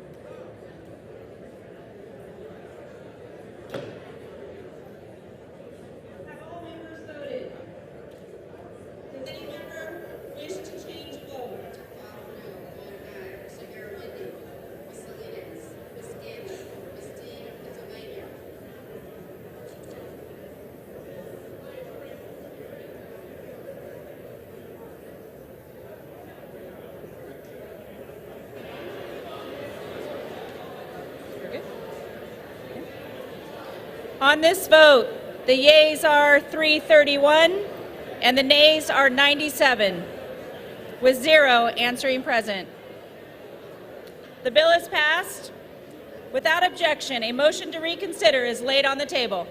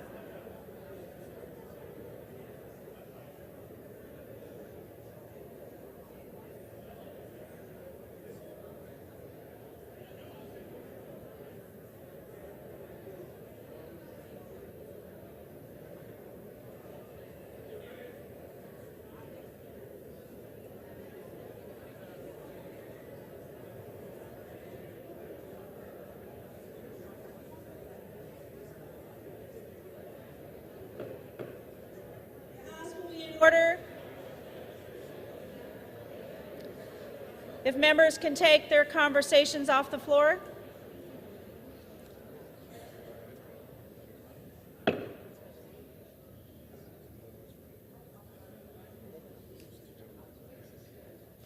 For what purpose does the gentleman from Texas seek?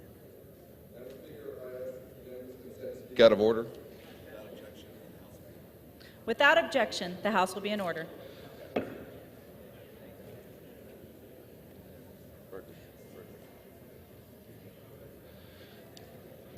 Thank you, Madam Speaker. Madam Speaker, the House is not in order. The House will be in order. I promise you I want to listen to this one. Thank you, Madam Speaker. With news that Demar Hamlin has finally been released from the hospital, I'm honored to join my fellow NFL alumni, Congressman Owens, and my colleagues here today to lead a moment in recognizing Demar Hamlin's inspiring story on the floor of the People's House. Football has some downsides, but it also has the power. The House will be in order. I promise you I want to hear this one. Football does have. Recognized. Thank you, Madam Speaker. Football does have some downsides, but it also has the power to bring us together, to remind us of what really matters. And Demar's perseverance has inspired millions and once again highlighted the generosity, and fundamental goodness of the American people. Demar, congratulations on your recovery. We are all with you. And now I yield to Congressman Owens. I want to thank my teammate, Colin. Thank you so much for pulling this together, buddy. Demar Hamlin's fighting spirit and his faith has inspired all Americans. His miraculous recovery has reminded us of the power of prayer. He has been in the prayers of millions over the last 2 weeks, his teammates, his opponents, and Americans throughout our country, regardless of race, creed, or color. As we stand on the House floor today, we see the vision of our founders, a promise to become a more perfect union. It's a celebration of meritocracy, of a young man whose strength comes from God and his family. We've seen our nation's heart of empathy, one that blesses us with an opportunity to dream, to struggle, to overcome, and the ultimate prize to inspire and bless others. God bless Demar, the Hamlin family, his teammates, and the entire football community. Thank you, and I yield back. Thank you, buddy. Appreciate it.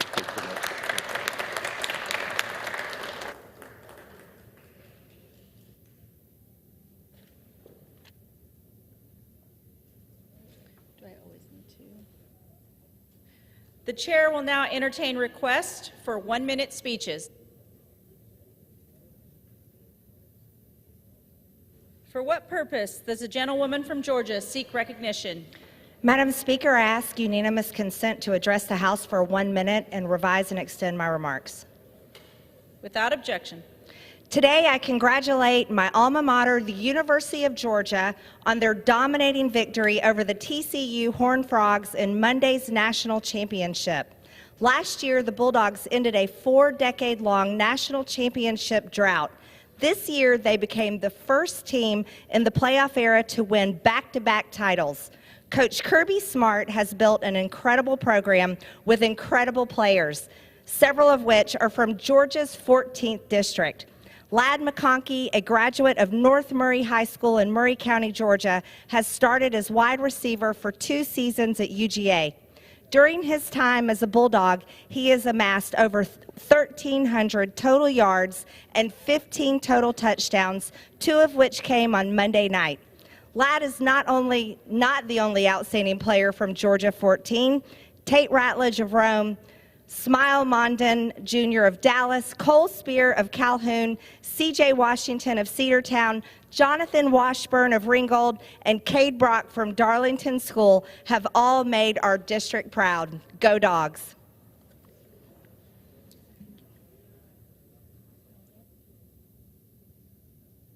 For what purpose does the gentlewoman from Alabama seek recognition?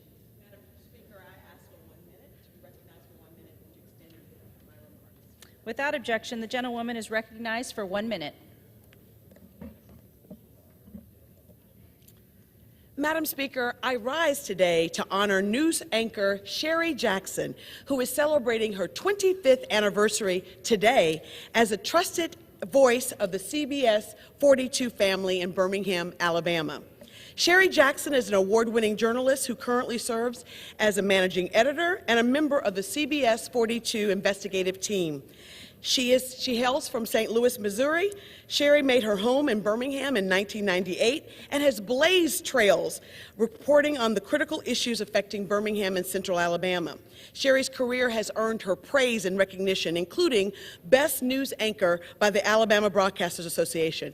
I'm grateful to Sherry for traveling to Washington, D.C. in 2013 to cover one of my proudest moments in Congress, awarding the Congressional Gold Medal to the 4 little girls. I know that my constituents in Birmingham are eternally grateful for her consistent and trusted voice. I ask my colleagues to join me in recognizing Sherry Jackson for her extraordinary career and congratulating her on 25 years of exceptional work at CBS 42.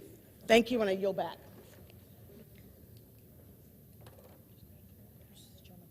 For what purpose does the gentleman from Georgia seek recognition?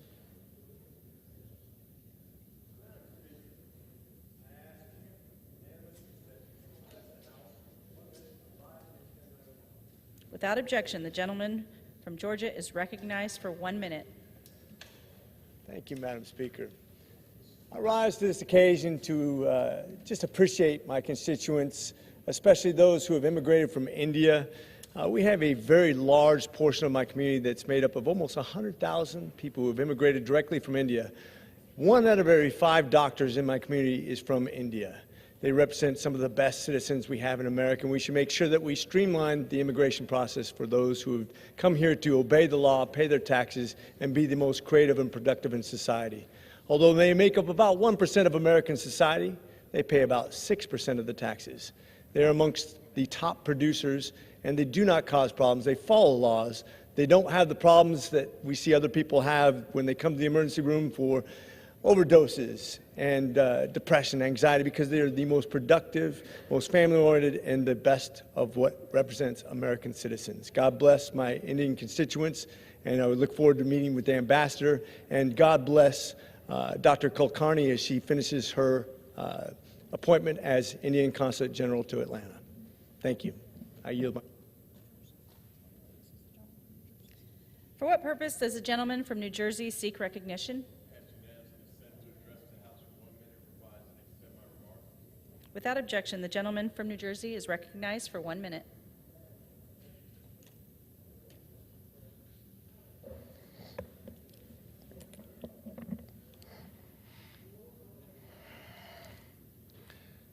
Madam Speaker, I rise today to praise President Biden for his work to restore our economy.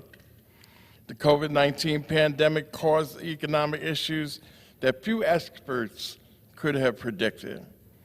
It needed strong leadership to help our nation recover.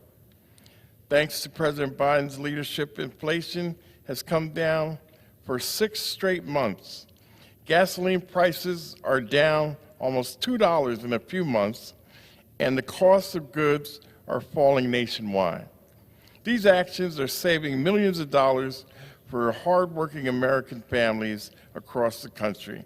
In addition, President Biden's leadership has led to increased wages, 11 million new jobs, and the lowest unemployment in 50 years. Clearly, President Biden's economic policies are working, and we are lucky to have him in the White House. And with that, I yield back. For what purpose does the gentleman from Georgia seek recognition? Ask unanimous consent to address the House for 1 minute and to revise and extend my remarks. Without objection, the gentleman from Georgia is recognized for 1 minute. Mr. Speaker, I rise today to honor and celebrate the life of C. Lee Butler of Savannah, Georgia. Lee was born in Chicago in 1926 and graduated from New Trier High School in Winnetka, Illinois in 1944. 5 days after his 18th birthday, he enlisted in the U.S. Army and served on the Italian front in World War II. While in law school at Northwestern University, Lee met and married Betty Stanley. Lee and Betty have 3 children, Darcy, Malcolm, and Margaret. In 1970, Lee founded his own business, the Fiduciary Services Corporation, now the Fiduciary Group, a successful investment management firm. Lee served at Memorial Medical Center and on the board of St. Joseph's Hospital of Savannah. He was a member of Wesley Monumental United Methodist Church since first coming to Savannah in 1957. On behalf of myself and the entire 1st District of Georgia, we are sorry for the loss of this great American. Thank you, Madam Speaker, and I yield back. For what purpose does the gentleman from New York seek recognition? Without objection, the gentleman from New York is recognized for 1 minute. Madam Speaker, Buffalo in western New York has had our fair share of challenges over the last year. A racist mass shooter murdered innocent people at a local grocery store. A blinding blizzard took the lives of dozens of our neighbors 2 weeks ago. And what should have been an exciting Monday night football game turned into a nightmare for Buffalo Bills player Demar Hamlin and his family. Our community is grateful. Demar is recovering at home with his family now. Today I rise to celebrate the people in the spirit of Buffalo. We are more than neighbors, we are family. A family that sticks together, works together, and rallies around our teams and one another in good times and in bad. I'm proud of the way Buffalo works through our struggles. I'm prouder still to call this place with a big heart home. Our best days are immediately in front of us. Go Bills. I yield back.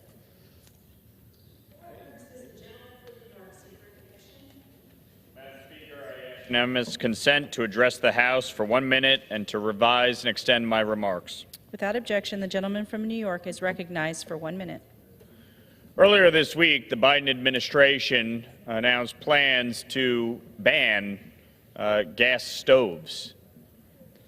The governor of New York embraced the same plan. The problem is that 60% of New Yorkers rely on natural gas. 70% of our electricity is generated by natural gas. While we absolutely embrace the move to reduce carbon emissions, the reality is natural gas has reduced carbon emissions far greater than renewables over the last 2 decades. We need a comprehensive energy plan and portfolio that is an all-of-the-above approach. We need clean, cheap, reliable energy. Natural gas plays a critical role in doing that. And to try and ban natural gas and force homeowners to convert their home from gas to electric, the average homeowner will pay $35,000 to do that. The question for the President and the Governor of New York is, who will pay for that? For what purpose does the gentleman from North Carolina seek recognition? Without objection, the gentleman from North Carolina is recognized for 1 minute. Madam Speaker, it is the honor of a lifetime to represent the people of North Carolina's 13th District. While we've seen chaos and confusion play out in this very chamber over the past week, I want to make it clear that I'm here to solve problems and not get caught up in politics as usual. It's important for the American people to know that there are adults in the room and reasonable minds will prevail. And I'm committed to working across the aisle to do what's right for North Carolina. North Carolina's 13th district is one of the fastest growing districts in the country, and Congress needs to address the challenges that come with that growth.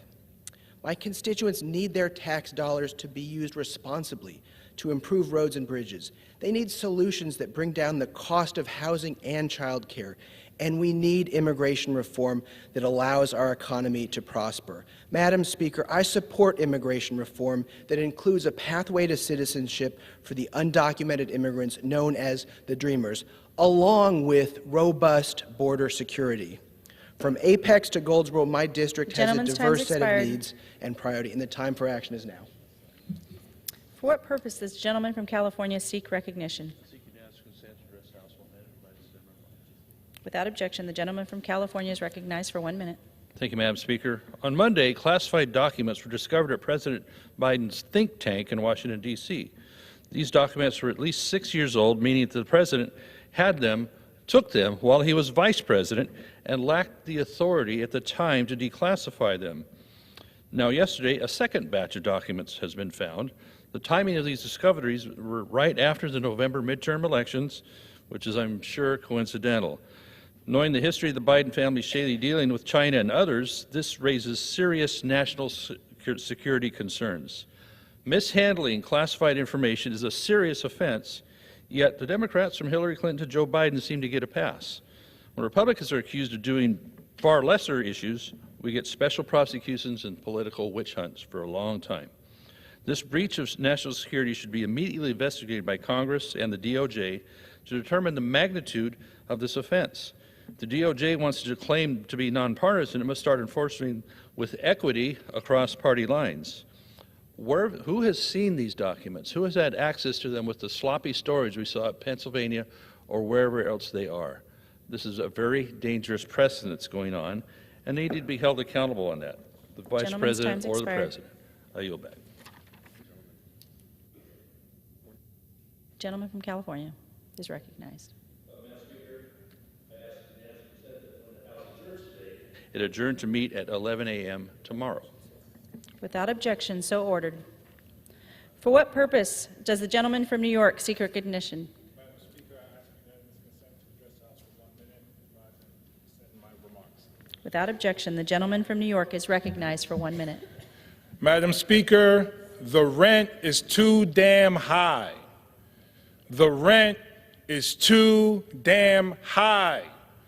We have people across the country struggling to keep a roof over their heads. We are the wealthiest nation in the history of the world outside of ancient African civilizations. Yet we cannot provide housing for every single person in our country.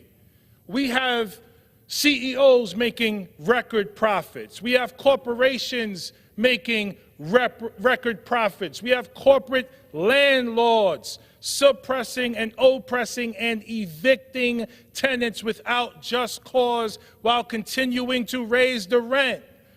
We call on President Biden to take executive action on this issue. We do not have a healthy democracy or a healthy society unless we take care of our tenants and our working class people who are working 40, 50, 60, 70 hours a week just to survive. Gentleman's time's expired. Thank you, and I yield back. For what purpose does the gentleman from Illinois seek recognition? Madam Speaker, I request unanimous consent for 1 minute to speak on bipartisanship. Without objection, the gentleman from Illinois is recognized for 1 minute. Thank you, Madam Speaker. It's an honor to be serving with you all from Illinois' 17th Congressional District as a trusted neighbor in Congress. I spent more than 20 years of my life as a broadcast meteorologist, making sure that people had the right information to make good decisions in times of dangerous weather. Now I'm here in Congress to serve my constituents as their trusted voice in government. I'm focused on delivering results for my constituents, whether it's lowering food, energy, or prescription drug costs, increasing good-paying jobs in our communities, or protecting access to reproductive health care. And I promise to work with anyone on either side of the aisle, Democrat or Republican, on common sense solutions that solve the problems Central and Northwestern Illinoisans face every day. I'm ready to put partisan politics aside and get to work in the 118th Congress. I yield back. For what purpose does the gentlewoman from Ohio seek recognition?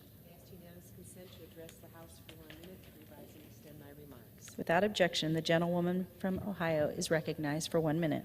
Thank you. Madam Speaker, America's economic independence is based in energy independence. And today I voted for H.R. 22, a bill that prohibits selling oil from our strategic petroleum reserve to China.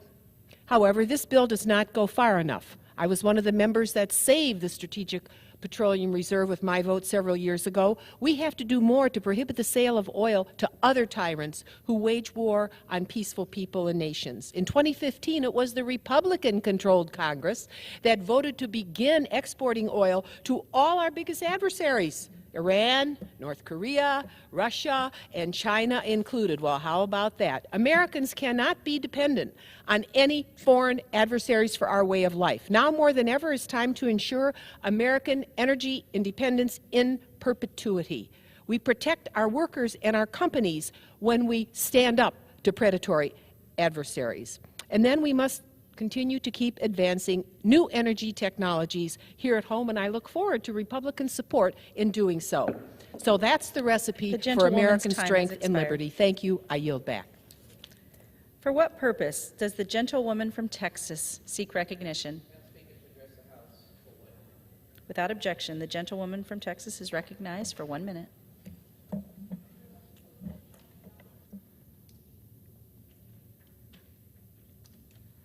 Let me first of all acknowledge Demar Hamlin for his courage and his fight to survive. Welcome home as he is discharged from a Buffalo hospital so that he can recover. That is the kind of strength that represents America. And though I'm not from Buffalo, let me salute the Buffalo Bills. But I rise today to speak about the child and to ask America, how does a 6-year-old shoot a teacher? And the answer is, with research from the University of Pennsylvania, that children become shooters because they have access to guns. And so in my congressional year, 2023, I'm going to demand that this Congress claims this as a year of the child. As a founder of the Congressional Children's Caucus, I'm going to call upon my colleagues, Democrats and Republicans, to join this caucus to be able to establish the premise that no child should go to bed hungry, no child should be without housing or good education, and no child should get off a school bus and be shot, as 2 children were in Washington, D.C. Stop the gun violence. Let this be the year of the child. Let us lift up our children for them to be healthy adults. I yield back. For what purpose does the gentlewoman from Nevada seek recognition? Without objection, the gentlewoman is recognized for 1 minute. I rise to discuss the Protecting America's Strategic Petroleum Reserve from China Act, which the Republicans brought to the floor today to fix a mistake that their leadership in the 114th Congress made. You wouldn't know that to hear them talking today of blaming other people, not themselves.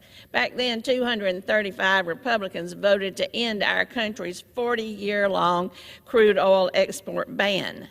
Well, when they did that, Trump took full advantage of it, and under his administration, over 391 million barrels went to China.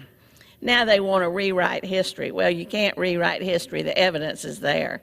This bill was a step in the right direction, but like my colleague from Ohio said earlier, it doesn't go far enough. Why don't we extend this ban to North Korea, Iran, and Russia? That way we can prevent all our adversaries, not just China, from using our oil to our disadvantage.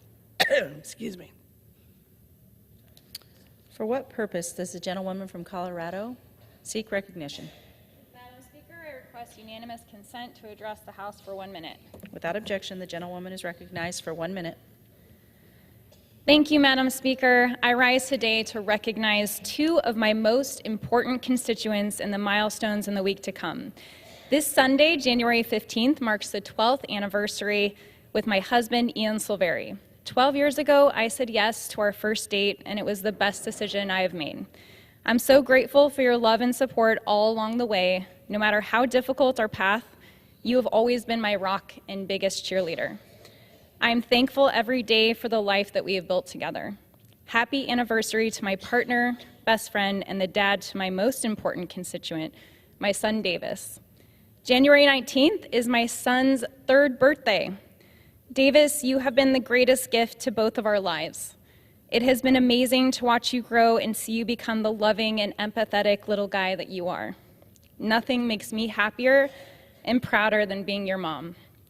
Your dad and I love you so much, and I can't wait to celebrate you and all that you bring to our lives and the people around you. Happy birthday, my sweet boy. Thank you, Madam Speaker. I yield back. For what purpose does the gentleman from North Carolina seek recognition?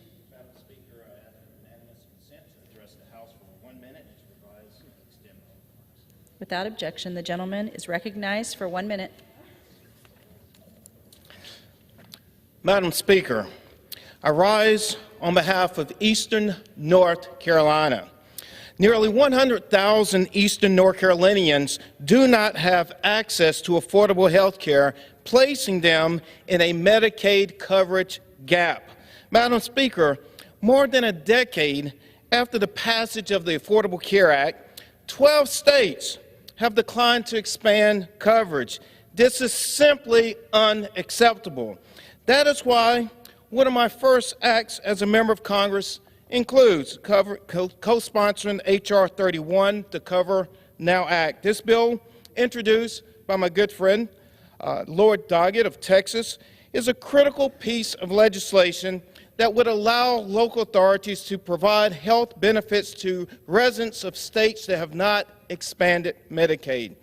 Madam Speaker, the hardworking people of Eastern North Carolina make up more than 20% of our state, and we must do all that we can to keep them safe and healthy. Expired. I yield back. For what purpose does a gentleman from Kentucky seek recognition?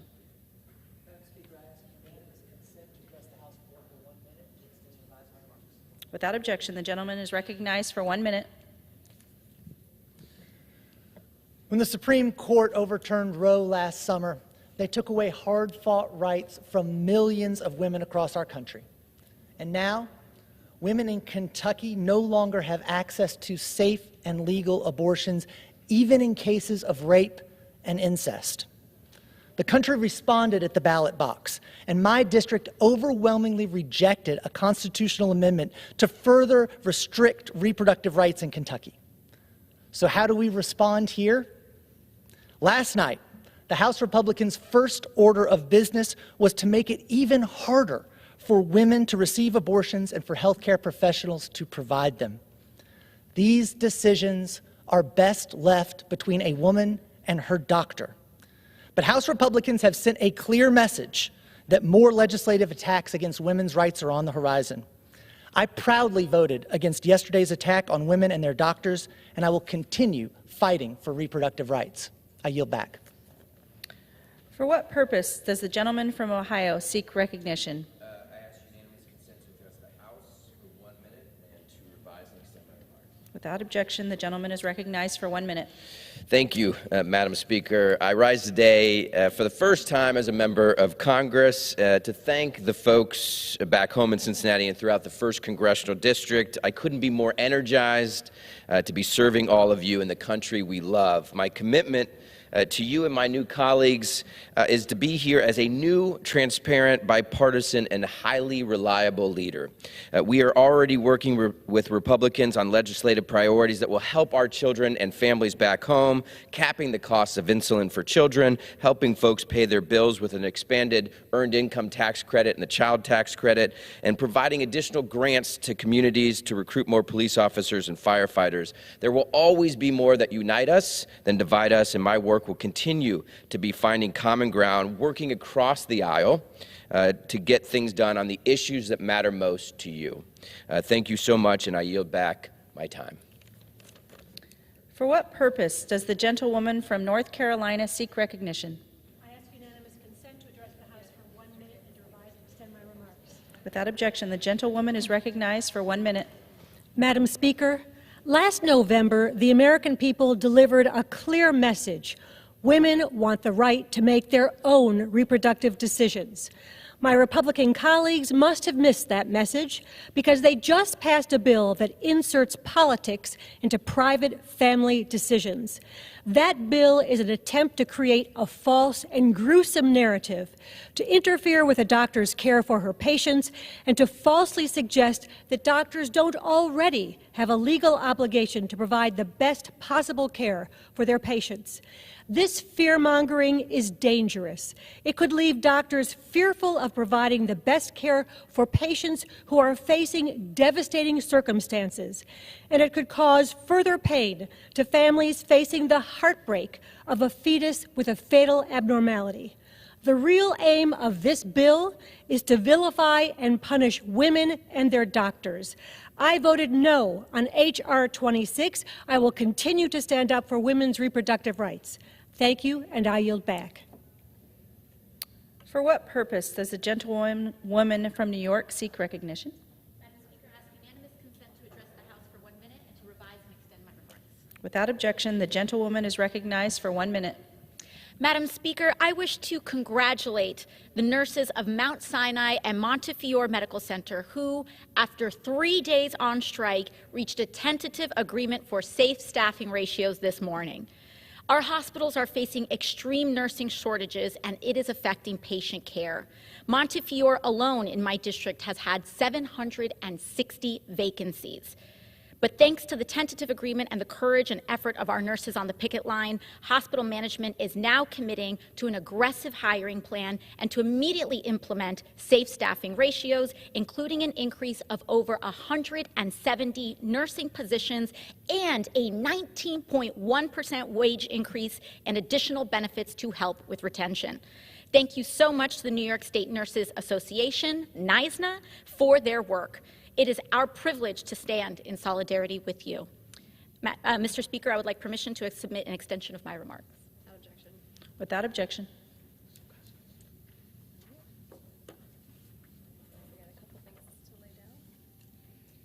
The chair lays before the House a communication.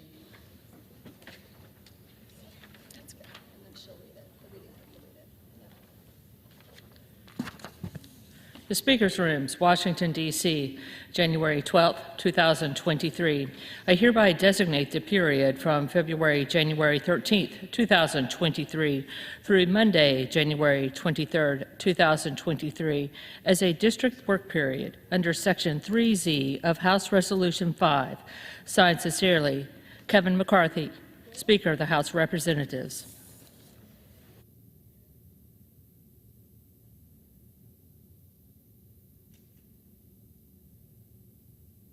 The Chair announces the Speaker's appointment pursuant to 22 U.S.C. 6913 and the order of the House of January 9, 2023 of the following members on the part of the House to the Congressional Executive Commission on the People's Republic of China.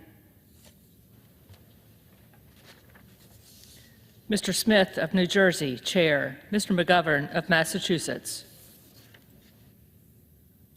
Under the Speaker's announced policy of January 9, 2023, the gentleman from Arkansas, Mr. Hill, is recognized for 60 minutes as the designee of the Majority Leader. Well, I thank Madam Speaker for the time to address the House, and isn't it outstanding, Madam Speaker, to see the People's House open once again to the public and have the public in our galleries and see the Capitol open to our families once again. That's a big change after the years of the pandemic and our chamber being closed from the citizens and families that send us here to Washington. So that is a great way to have seen this House under Republican majority leadership open the week. As we close this first week under Republican leadership back in the majority on this House floor, it's also good to see my colleagues on the other side of the aisle put a premium on talking about bipartisanship. I particularly like my friend from Ohio, Mr. Landsman, and Mr. Sorensen of Illinois, two new freshman members on the House floor for the first time this week as fully sworn members of Congress, talking about their priorities as newly elected Democrats and seeking bipartisanship on this side of the aisle. This week, the House has taken two important steps regarding our strategic competition with the Chinese Communist Party, the CCP. And, Madam Speaker, those steps on this House floor were overwhelmingly bipartisan. First, we created a select committee on the strategic competition between the United States and the CCP. Our vision of an integrated, open, free world where people can celebrate their religion, people can travel, people can trade, and that strategic competition presses the Western values of Europe and the United States with the more narrow authoritarian view of the Chinese Communist Party. Secondly, we prevented oil being released from our strategic petroleum reserve and that being sold to Communist China. And today, over 320 members of this body agreed with that by voting yes on H.R. 22. Now, the Strategic Petroleum Reserve has played an important role in U.S. energy and national security policy for 4 decades. It was created in response to the Arab oil embargo in the early 1970s, which resulted in the tripling of oil prices at the time. Since that time, the SPR has remained a backstop for the United States in case of oil supply disruption. And, Madam Speaker, those on the other side of the aisle talked about America becoming the largest exporting nation in the world, and somehow that's a bad thing, and that we freed our ability to export oil and gas outside the U.S. as if that were a bad thing. It's not. But they're two completely different issues. The Strategic Petroleum Reserve is there for an emergency affecting the United States, our citizens, our households, our industry, principally in case of a Gulf hurricane or a disruption in a pipeline or in some other aspect of oil and gas disruption from war or an accident somewhere in the world. It's not meant to be supplying oil per se to everybody besides the United States. And just over the last year, President Biden has released 180 million barrels of our strategic petroleum reserve, bringing it down to a 1985 level, a 4-decade low. This is not smart economic policy or energy policy in this country. And in fact, Madam Speaker, over 1 million barrels went to a Chinese-affiliated company. At the same time, China is reportedly holding its own crude oil reserves of 900 million barrels. So look, anyone with realistic knowledge and expectations in and around the debate about climate change or energy policy knows that this administration's energy policies have hurt American families, put our economy at risk, while at the same time weakening the globe's interest in fighting climate change.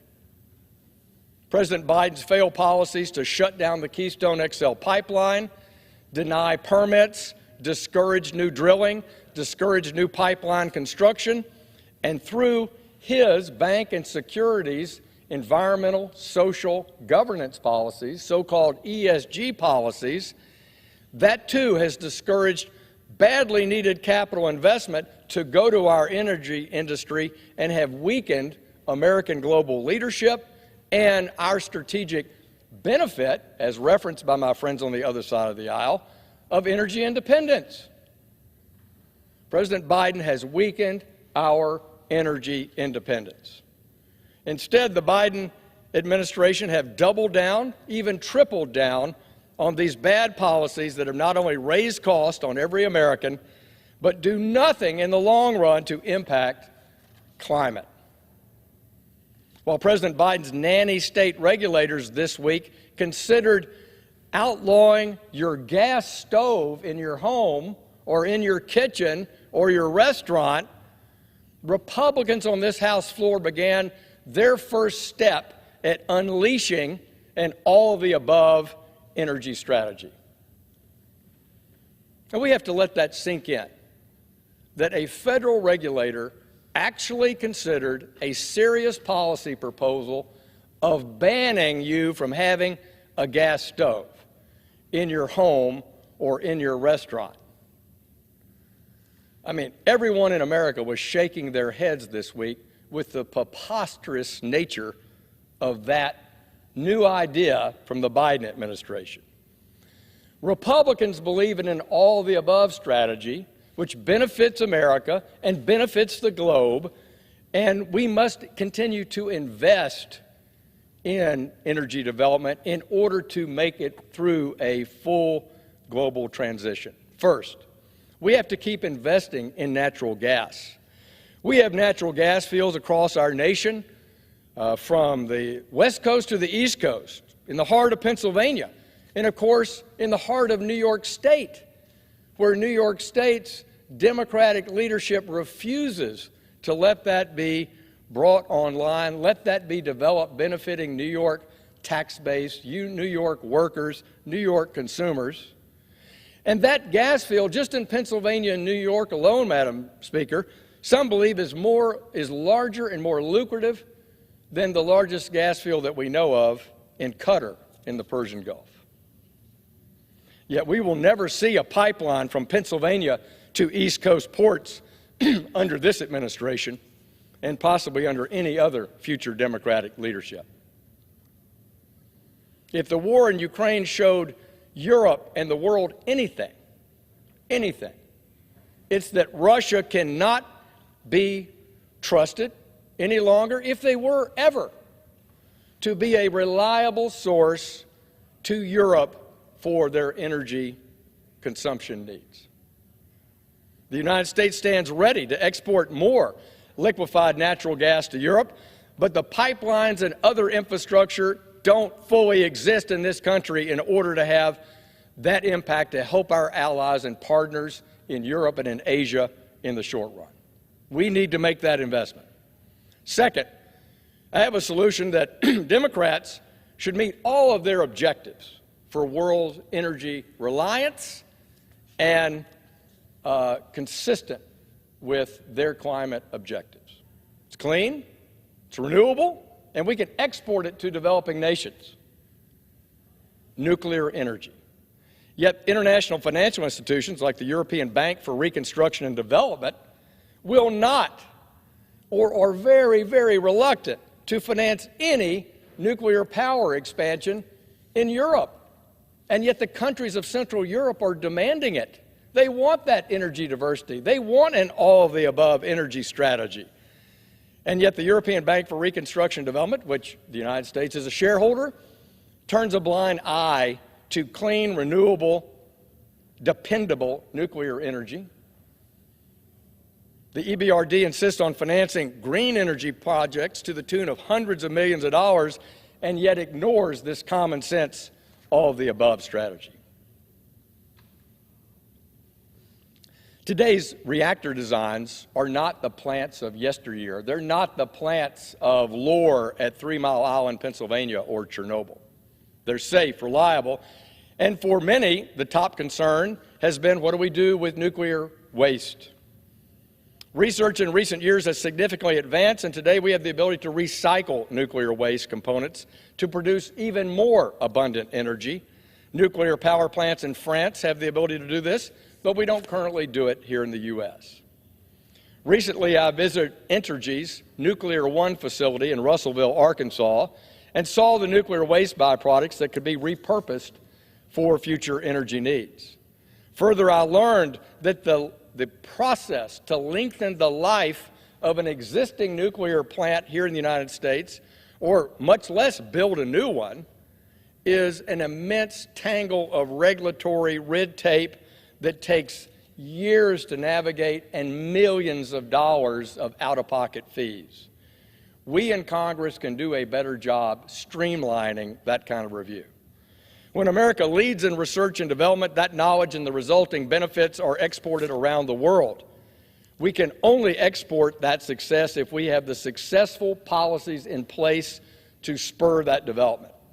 We cannot expect the developing nations in Africa, Southeast Asia, or here in the Western Hemisphere to power their growing cities and their growing in wealth populations by wind and solar alone. Principally because of the issues with storage, deficiencies, and production of energy from renewables, efficiencies, that remains, while improving, years in advance. Solely depending on that is unrealistic. So when America does not have the will to export this kind of R&D, those countries will turn to bad economic actors like China and Russia. Energy policy is a long-term investment in the needs of not only our future, but around the globe. Our globe needs 100 million barrels equivalent per day to power our homes, our economies. And as more and more countries develop and their people grow in wealth and prosperity, their energy needs rise, Madam Speaker, not shrink. We cannot wait and have nothing to offer, and we certainly don't want to impose California's energy policies on the world and expect a good outcome. We should be investing in all of our energy options, and that's why House Republicans in the weeks ahead, just as we started out here in our first week, we will be bringing policies to this House floor to unleash all of an above energy strategy: oil, natural gas, nuclear, and of course renewables like wind and solar. They all play a part. But the mistakes of our policies today under this president means we don't have the energy capacity and dependability that we need not only today, but tomorrow. And this unleashing policy by House Republicans not only puts America first, but it puts families across the globe first. First in opportunity, first in food and fuel security, and in prosperity. Madam Speaker, I rise today to recognize Aneshri Jumdi, a cherished member of my district staff. Recently, Aneshri joined Attorney General Tim Griffin's team as the Director of Office of Community Relations. Aneshri, who is lovingly known around our district as AJ, came to Arkansas from India at age 11. She's a proud alum of the University of Central Arkansas, where she graduated in 2011, and she earned her graduate degree at the Bush School at Texas A&M. AJ's public service began shortly thereafter when she joined my predecessor, then Representative Tim Griffin, in the office representing the 2nd Congressional District. She served as an intern and later as his district representative while working for Tim. When I was elected to Congress in 2014 and took the oath in 2015, AJ joined my team as a district representative and later became my trusted district director. Aneshri deeply cares for all the constituents in my district. And now, in her role for the Attorney General, she deeply cares for all the citizens of Arkansas. If someone needed a passport with 5 hours' notice or help with a visa, she worked tirelessly to make that happen for Central Arkansans. Throughout my time in Congress, Aneshri has continuously been dedicated to serving the people of Central Arkansas. I thank her for her decade of service, and I look forward to the work that she will continue to do for our great state.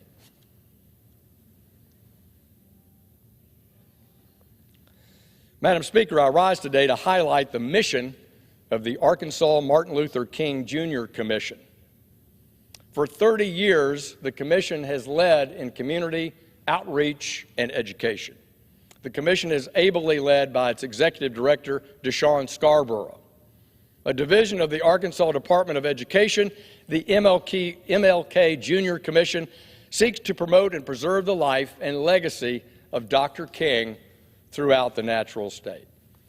The Commission's outreach projects of promoting education and appreciation for history and encouragement of our youth to engage in positive leadership development and roles within their communities has been outstanding. I'm proud to have been involved with the Commission over the years and watch it evolve into one of the most active in our entire country.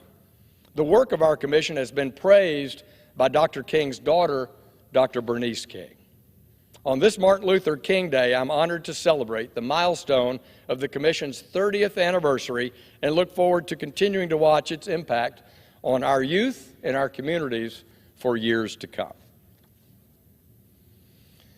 Madam Speaker, I come to the House floor today to commemorate the life of a good friend and great leader in our state, Hank Brown, who passed away last month at the age of 82.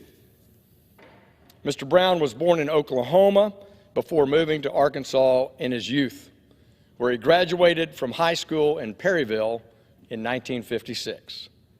After 4 years of service in the Navy, he received a management degree from Little Rock University, now the UA Little Rock. In 1995, Hank Brown founded Freight Sales Furniture in North Little Rock, which is now known around the region, Arkansas and beyond, as Hank's Fine Furniture. In addition to leading and expanding Hank's for over 2 decades, Mr. Brown was an active member of our community. A passionate outdoorsman and conservationist, Hank was a valued and dedicated member of the Board of Directors at the Nature Conservancy in Arkansas. The impact of Hank Brown on our community will not be forgotten, and I thank him for his years of philanthropy in our state and business leadership. My prayers are with his wife, Kathy, and his children. Madam Speaker, I rise today to recognize 3 welding students from St. Joseph's High School in Conway, Arkansas. Last month, Nicholas Covington, Logan Simon, and Wade Simon were selected out of 150 welding students to represent the Conway Area Career Center in Skills USA, a state competition held in Hot Springs. Skills USA is a partnership of students, teachers, and industry leaders working together across the country to make sure that we have a fully skilled workforce. The winning team at the statewide competition will receive full scholarships to the welding program at the University of Arkansas Community College at Morrilton and could have the opportunity to participate in both national and world welding competitions. I congratulate these students for their accomplishment, and I look forward to seeing the results from Skills USA competitions. Madam Speaker, I want to rise today and congratulate Mary Smith for her 2 decades of service to the people of Conway. Last month, Mayor Bart Castleberry of Conway and Conway City Council recognized Ms. Smith's 19 years as an alderman.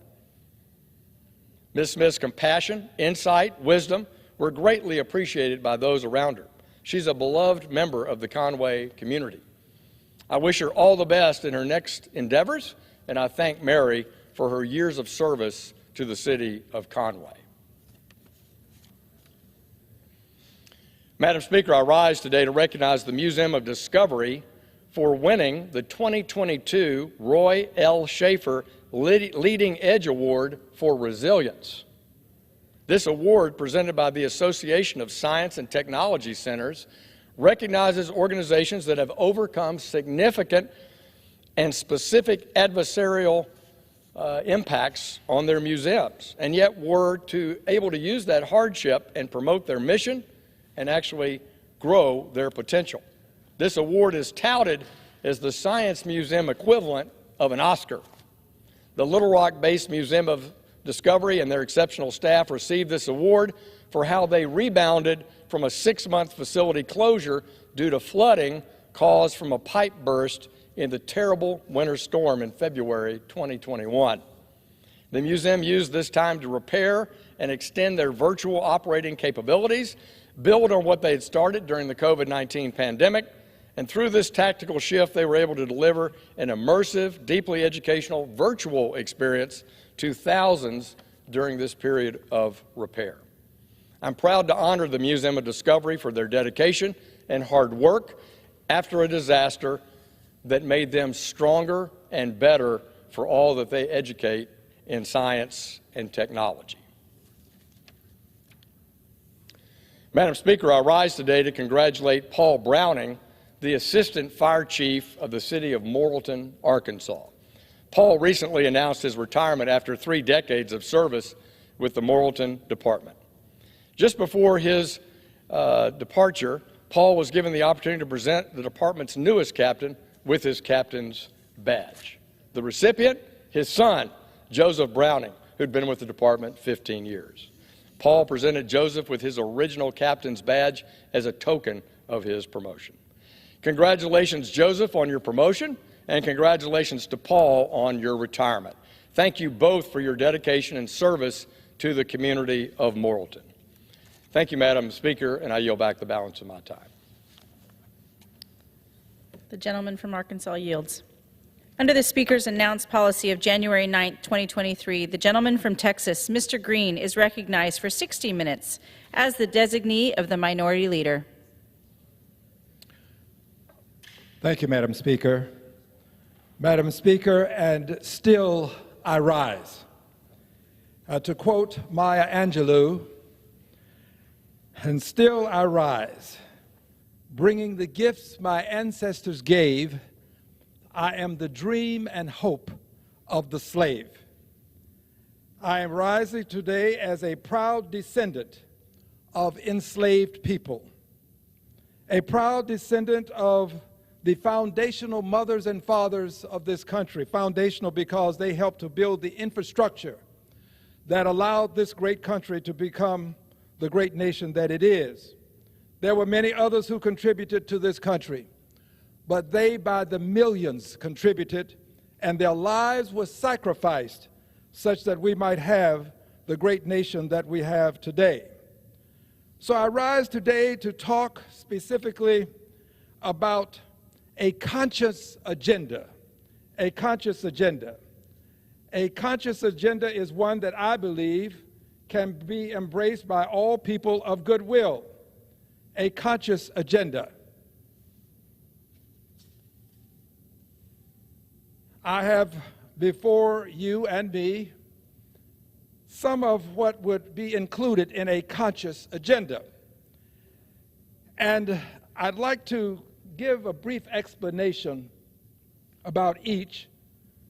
I'd like to set the stage by explaining some of what Dr. King called to our attention with reference to this question of the conscious.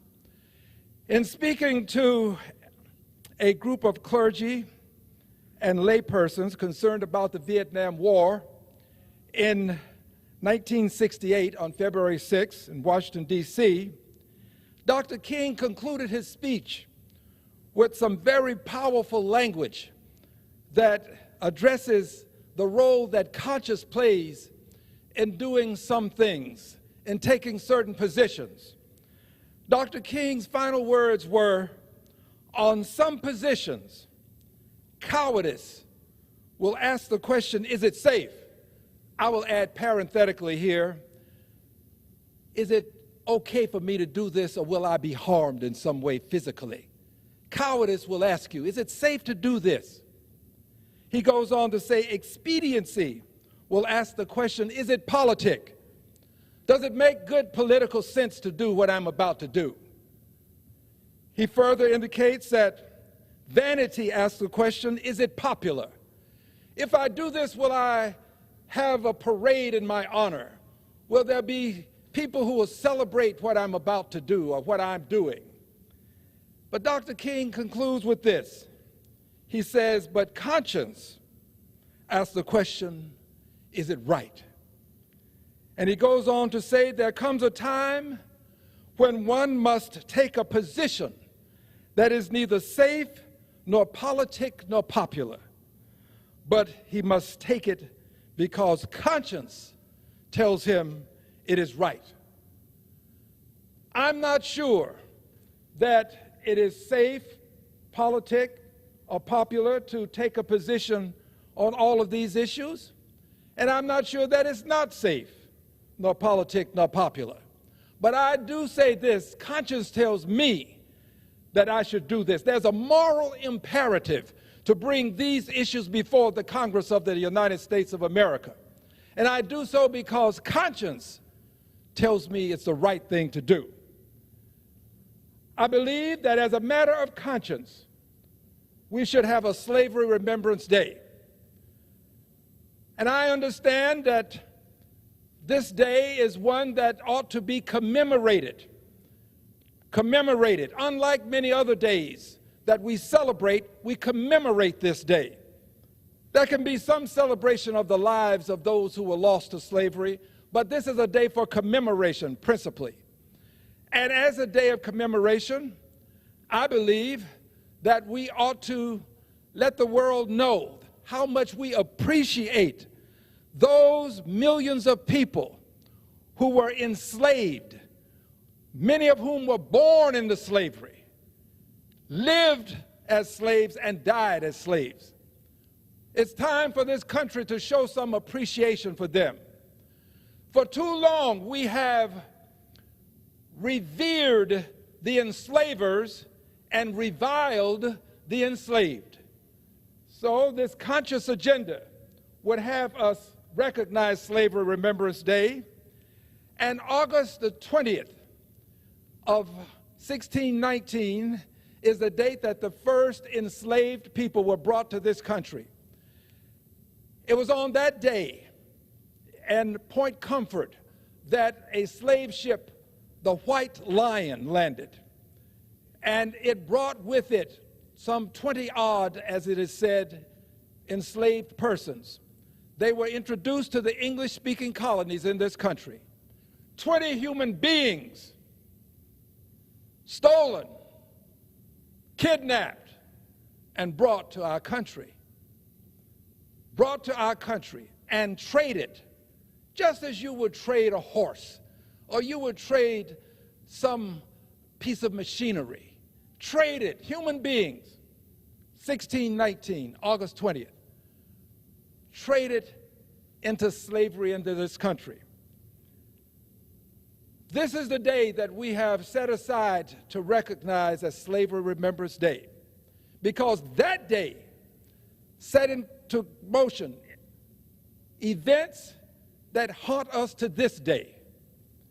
And we ought not forget that date, August 20th, 1619. I am so proud to tell you that this House has already passed a resolution honoring the persons who were enslaved.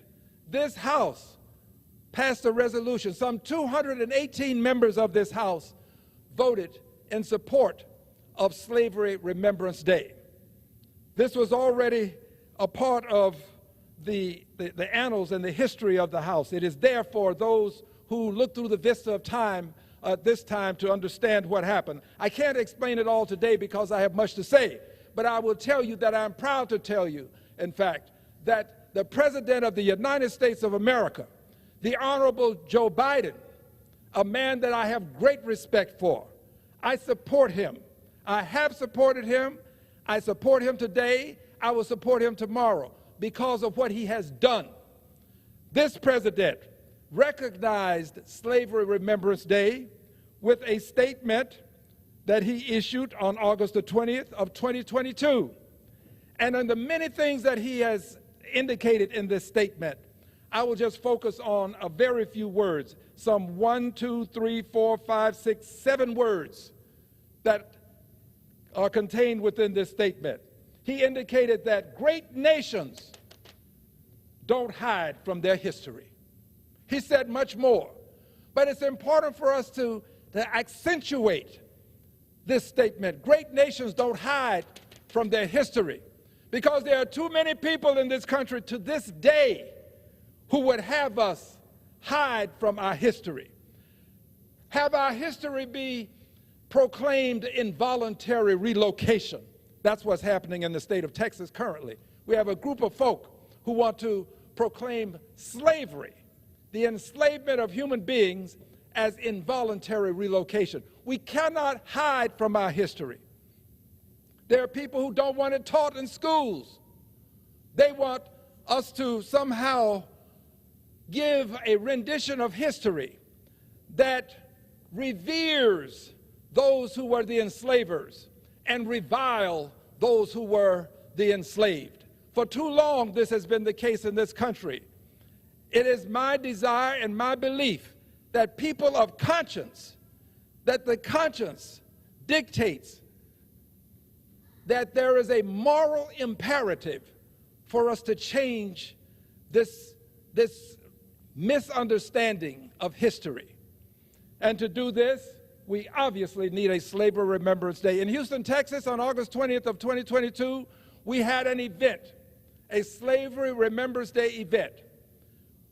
1,000 people showed up for Slavery Remembrance Day, including our Mayor, Sylvester Turner. Many of our notable members of the clergy were in attendance. Our city council people were in attendance. State Representative Ron Reynolds was there. We had Commissioner Rodney Ellis in attendance. Many people of note were there, but there were also people who were not among the elected officials, people who simply wanted to let the world know that they understand the necessity to commemorate Slavery Remembrance Day. And by the way, it is not unusual for us to have these Remembrance Days. We have a day to remember the day the Pearl of the Pacific, Pearl Harbor, was bombed. That is a day we set aside annually, December 7th. We have a day to remember the day that the Twin Towers in New York were attacked, when our nation was attacked, and the Twin Towers came tumbling down. We have a day set aside to remember the Holocaust, the horrors of the Holocaust, so that we will never allow it to be repeated any place on the planet Earth. There is no event comparable to the Holocaust, just as there is no event comparable to slavery, the enslavement of the people that took place in this country. So what we want to do now is expand Slavery Remembrance Day. We want to make sure that in every church, in every house of worship, there's an opportunity on the 20th of August of this year to have a Slavery Remembrance Day ceremony wherein we will explain what happened and proclaim that we must always remember these events that took place. Slavery Remembrance Day is important, and the conscience dictates that we would do such a thing as commemorate the lives that were lost to slavery.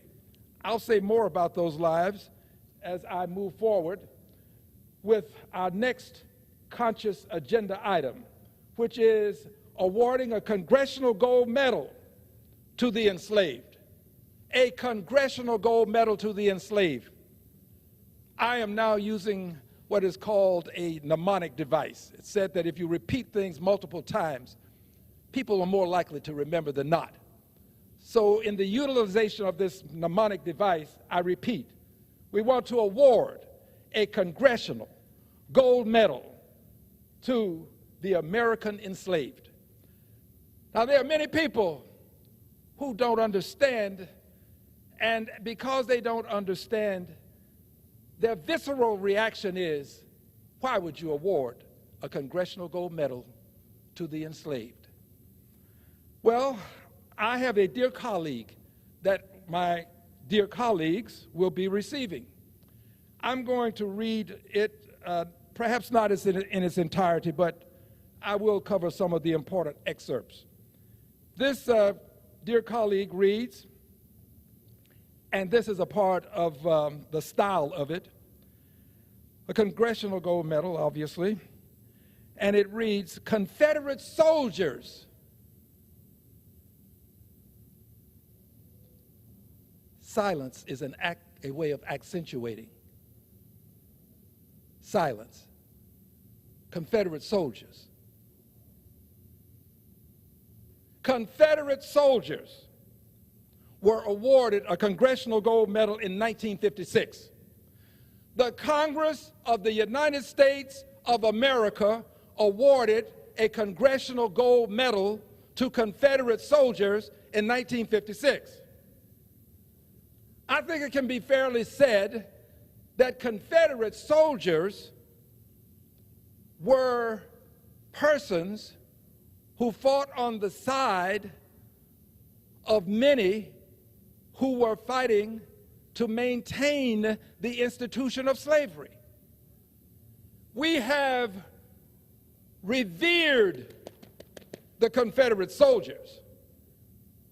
We have reviled those who were enslaved. Silence accentuates. I go on to indicate, I use the personal pronoun I because this is my work, but I really am a we person. I prefer saying we because nothing is done alone. But it goes on to read, what Congress did for Confederate soldiers, it, as a matter of conscience, should do for the enslaved. What we did for Confederate soldiers, as a matter of conscience, there is a moral imperative to do for the enslaved. So I'm asking members to support the historic Congressional Gold Medal for America's economic foundational fathers, mothers, and children, the enslaved. Note that I said children. I'm not proud that this happened. I love my country, but I speak truth to power, truth about power. I'm a liberated Democrat, unbought, unbossed, unafraid, and willing to stand here and say, I love my country, salute the flag, say the Pledge of Allegiance, sing the national anthem, but I'm going to tell the truth about our history, and I want history to also reflect properly that we honored the persons who helped build this country, that we would not honor those who sought to enslave them and dishonor those who were enslaved. So I'm asking my colleagues to support the historic Congressional Gold Medal for America's economic foundational fathers, mothers, and children, the enslaved. There are already persons who have acknowledged that they will be original co-sponsors. I call them persons of conscience, persons of goodwill, persons who understand the zeitgeist of the time. I'm going to call their names. There are 19 such persons. By the way, If a name is not called, it doesn't mean that the name won't be an original co-sponsor. It just means that these are persons that I have talked to in passing, and they've said they would like to be original co-sponsors. Again, I consider them the persons of conscience who have decided to sponsor, as original co-sponsors, this Congressional Gold Medal to the American enslaved.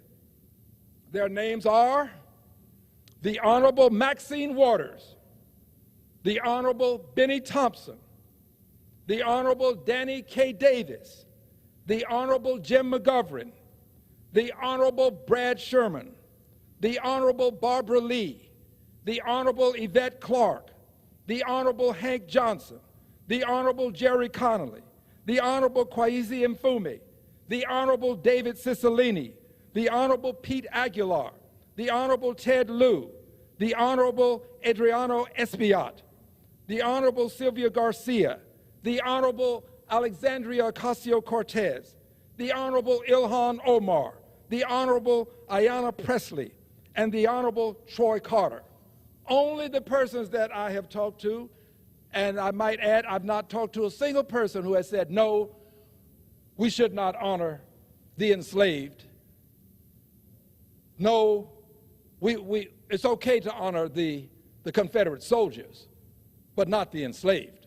I've not talked to a single person with that mindset.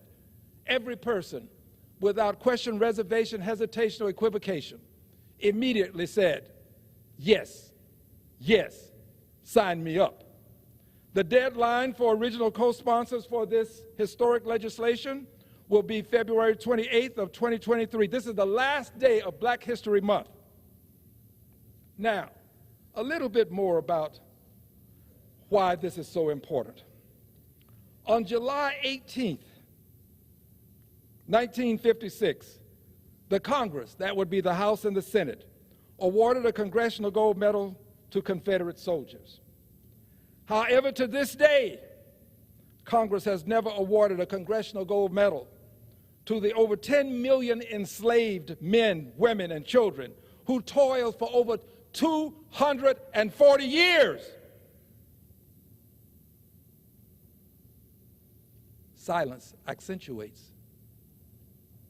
Toiled for over 240 years to build the economic and infrastructural foundation of the wealthiest nation to ever exist on the planet Earth. These foundational mothers and fathers of our country labored arduously constructing our cities, roads, bridges, and wells. They laboriously planted as well as harvested the food that fed our nation. They were the de facto producers of the cash crops that fueled our nation's foundational wealth. These enslaved human beings of African ancestors, of African ancestry, toiled as slaves without remuneration or recompense.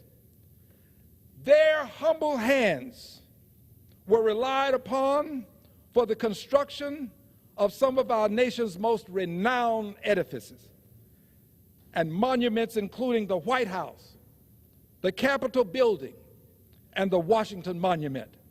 In truth, their sacrificed lives provided the genesis for our nation's economic preeminence.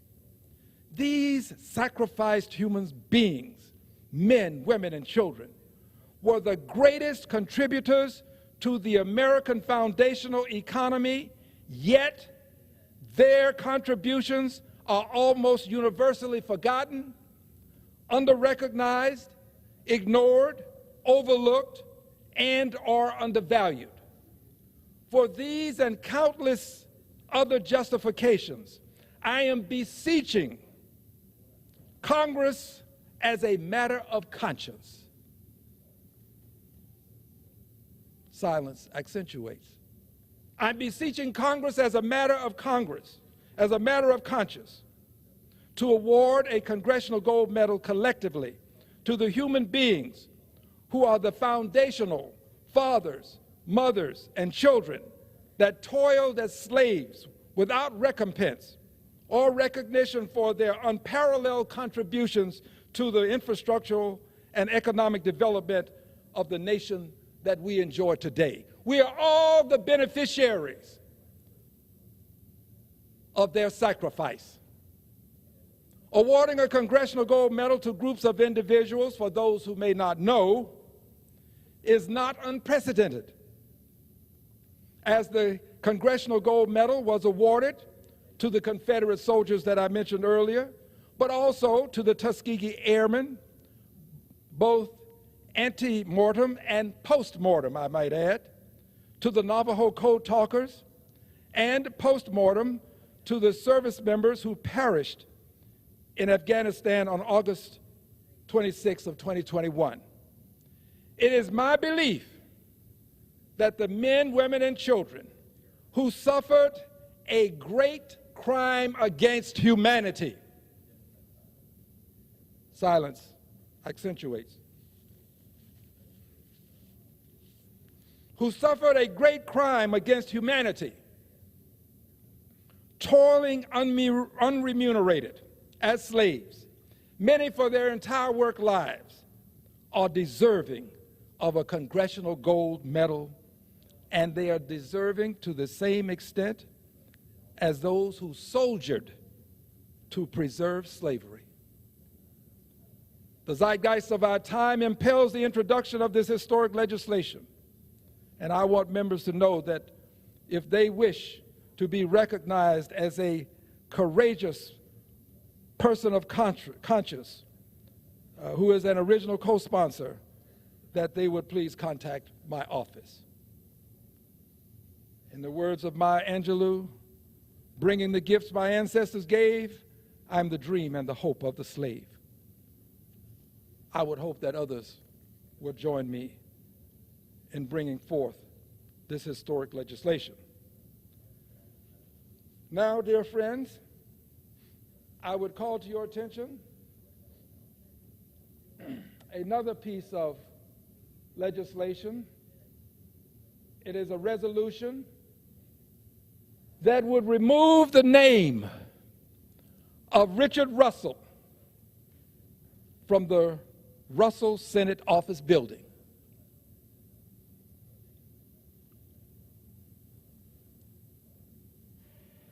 Richard Russell was a self-proclaimed white supremacist. Self-proclaimed white supremacist. He helped to author the Southern Manifesto. He fought against legislation that would accord punishment for those who were lynched. He was a self-proclaimed white supremacist. His name ought not be on a building that is paid for with tax dollars. I am as adamant about this as I would be about a building having the name of someone associated with the Third Reich. I would never tolerate that. I would take the stand I'm taking here and now to get that person's name off of that building. No person associated with the Third Reich should have his or her name on a building paid for with taxpayer dollars in a country that professes liberty and justice for all. Richard Russell's name needs to be removed. And his statue, which happens to be in a rotunda devoted to him, his statue has to be removed from the building. His name off the building, his statue removed from the building. He's a self-proclaimed white supremacist. I understand that this is more than some people can handle. I understand. It's as a matter of fact, it hurts me to even say it. If I could live my life and do otherwise, I would, but my conscience won't allow me to do it. My conscience dictates that I must do this. This is a part of the conscious agenda. His name should be removed. Now, there are those who would say, well, Whose name do you want? That's a fair question. And here's a fair response. The fair response is remove his name, let it revert to the name that it had prior to his name being placed on the building, and then select the name of your choice.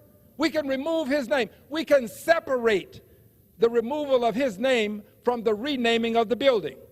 The name that was on the building before it became the Richard Russell Office Building was the old Senate Office Building. Let it revert back to the old Senate Office Building. And then select the name. I have not pronounced at any point in time that I have a name. I have no name to offer. I offer justice to people who find that this name is offensive, and it is offensive. I don't go into the Russell Office Building. That is my means of protesting what I see as something that is insulting. And my guess is that it is insulting to a good many other people. A good many don't know the history that I know. Perhaps that's the reason that they don't take the positions that I take. But I take this position as a matter of conscience. Richard Russell's name should be removed from the Senate Office Building, paid for and maintained with tax dollars. The next item on the conscious agenda is the enactment of legislation that we will be filing, styled with some variation possibly, the Securities and Exchange Atonement Act. Securities and Exchange Atonement Act. As the chair of the subcommittee for Oversight and Investigations of the Financial Services Full Committee, we held hearings, and we had the largest banks to come in, and we posed a question. Do you think that your institution has done enough to atone for its predecessor institutions or institution having been involved with slavery? Let me explain. Many of our very large banks, I won't go into the names today, I'm prepared to, but I won't. Many of our largest banking institutions had predecessor institutions, meaning banks that at some point they acquired, that literally engaged in the slave trade. One bank, more than one actually, one just came to mind, actually took slaves as collateral, just as you would take a car, a piece of furniture, human beings, collateral. And when the person that placed them in the contract as collateral defaulted, then they were possessed. Just as you would go out and claim a horse that was collateral, they took possession of the slaves. They made money by trading in slavery and in slaves in this fashion.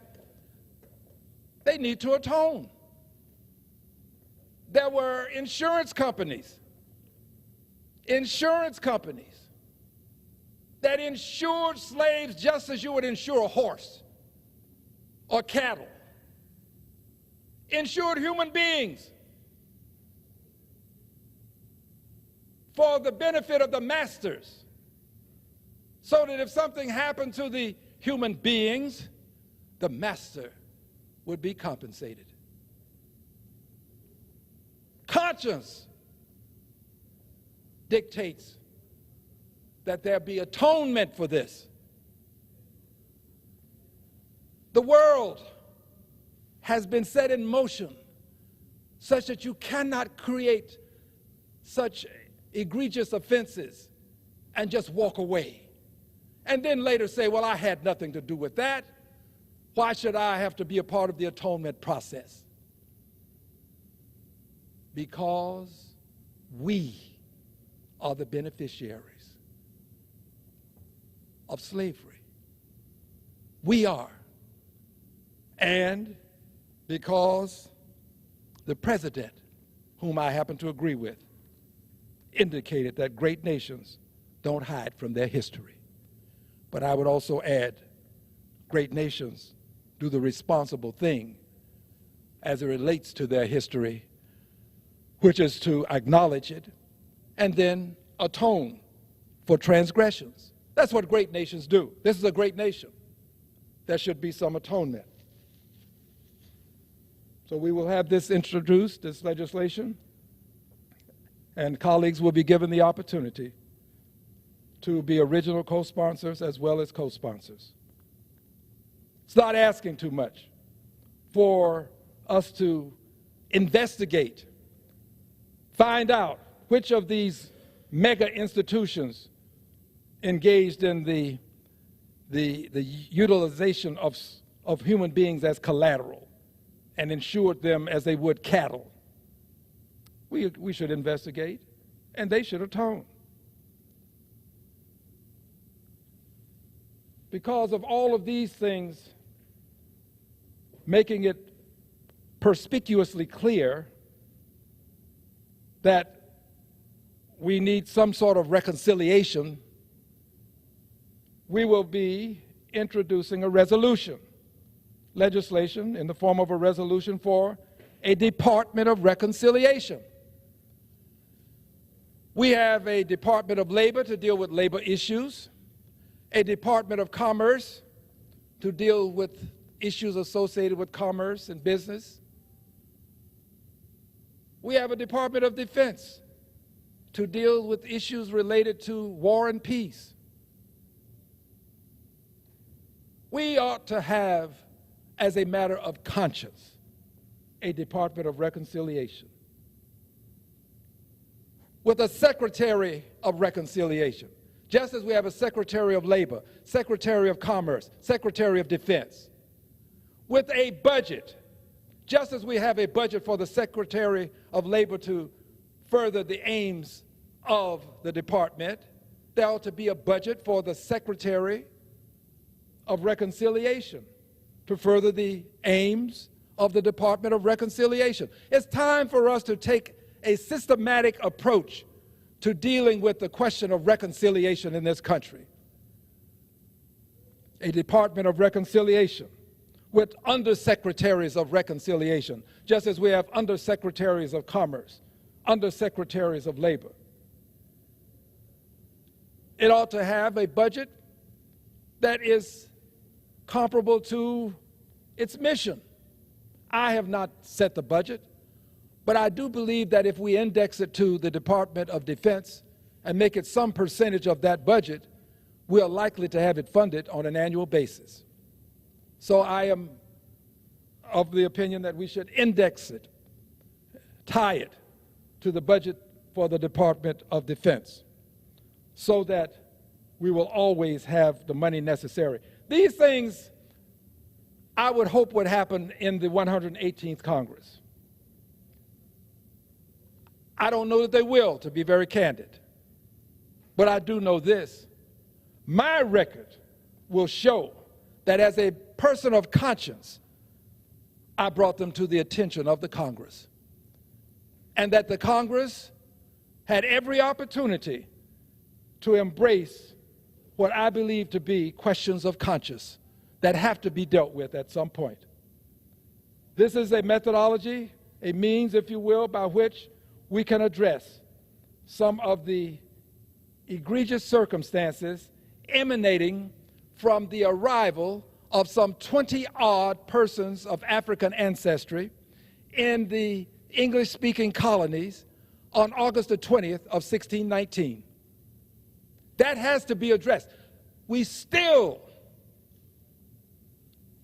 have issues that can be logically traced back to the arrival of some 20-odd persons who were of African ancestry, to their arrival, August 20th, 1619. Let me walk you through a bit of the history. Yes, we ended a war that was a part of bringing slavery to an end, and we passed the 13th Amendment. The war, 13th Amendment, brought slavery to an end. Except then there was something called the Black Codes. And these codes allowed persons to be arrested for not having a job. Well, if you've been a slave and you're now free, didn't have the kinds of systems in place that we have now for persons who are unemployed, you'd be picked up and arrested. And then you could be placed into what is known now as, and then as, a convict leasing program, which was simply another way of saying slavery.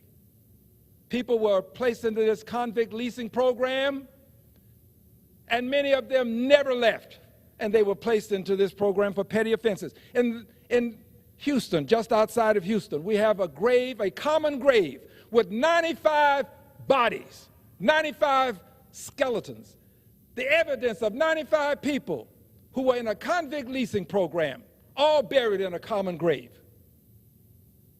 So sad. It hurts the heart. I understand why people don't want to hear it, because I don't want to say it. Convict leasing, slavery by another name. Moving forward in history, we then had lawful segregation. I lived through lawful segregation. I know what it's like to drink colored water. I know what it's like to go through a door that had coloreds on it, go through the back door to get my food. I just celebrated recently, last several months, September 1st, my 25th birthday for the third time. I lived through segregation. I know the horrors of it. I know what it's like to be separated from others. I know what it's like to sit in the back of the bus. I know what it's like to understand that you have a separate line when you go into the food store, a line for whites and a line for coloreds. I know what it's like to be next in line and have every person who happened to be of Anglo ancestry to come ahead of you until every person is served. And then you take your opportunity to be served. You were last in line simply by being in line. Didn't matter whether you got there first. I know what it's like. I know what it's like to go to schools with hand-me-down books, pages torn out. I know what it's like to be bused by schools some 20 miles to another school, such that you would not be allowed into the same classroom with children who were of a different hue. I know what it's like. I suffered it. But I'm also very proud that we're beyond that. But I'm walking you through this history because there's a point to be made. The Civil War, ending of segregation, ending of convict leasing. The one thing that they didn't end was white supremacy. The Civil War and the 13th Amendment did not end white supremacy. And that is what we have been fighting. By the way, not all persons who are what we call white, who are Anglos, are participating in what or intentionally in something that we would call white supremacy. It's not the case. It's not. But there is empirical evidence to support the notion that if you are a person of color and you have superior credit and you seek a loan, you are likely to get less money and a higher interest rate than a person who's not of color, who doesn't have superior credit. The empirical evidence is there. Testing has been done. By the way, there are many people who fight allowing us to do this testing. There are people who don't want the empirical evidence to surface. They give all kinds of reasons for why we ought not do that. We ought to do that because that is a means by which we can ascertain how far we have truly come and understand that sometimes it's the color of skin, not the character within, that determines the worth of women and men.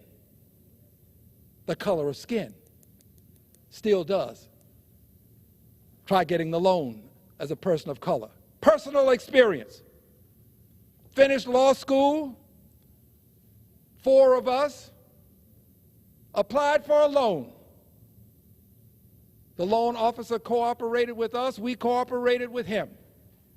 We received a loan to open a business, paid every payment on time, and paid the loan off early. We went back to get another loan. A different loan officer declined to let us have a second loan. And when we judiciously explained, we received the first loan. We're asking for less money. We paid the first loan off, and we paid it off early. We were never late with the payment. His response to us was, you shouldn't have gotten the first loan. I've lived it.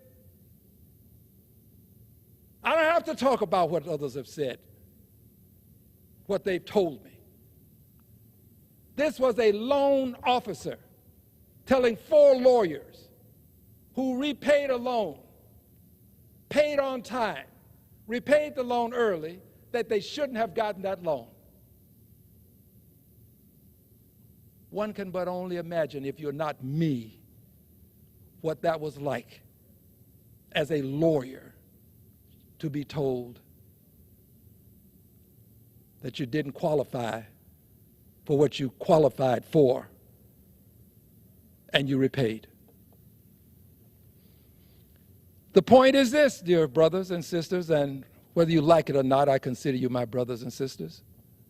I do. I do, because Dr. King was right. There really is but one race, and that's the human race. I concur with him when he said that all persons are created equal, from a base black to a treble white. I believe he was right when he said that fleecy locks and black complexion cannot forfeit nature's claim. Though skin may differ, affection dwells in black and white the same. And were I so tall as to reach the pole, or grasp the ocean at a span, I must be measured by my soul, for the mind is the standard of the man and woman, I might add. I believe in my country. I have faith in the words in the Declaration of Independence. Persons created equal, endowed by the Creator with certain inalienable rights, among them life, liberty, and the pursuit of happiness. I have faith. I have faith in the Pledge of Allegiance, liberty and justice for all. So don't class me with those people who hate the country. I'm not a country hater. I'm a country lover.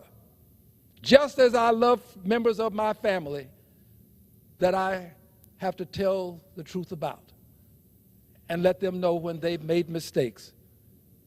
Just as you've done similar things with people you love. You can love a country and still want to make sure that it lives up to its promise. This is about living up to the promise, the conscious agenda. Remember now,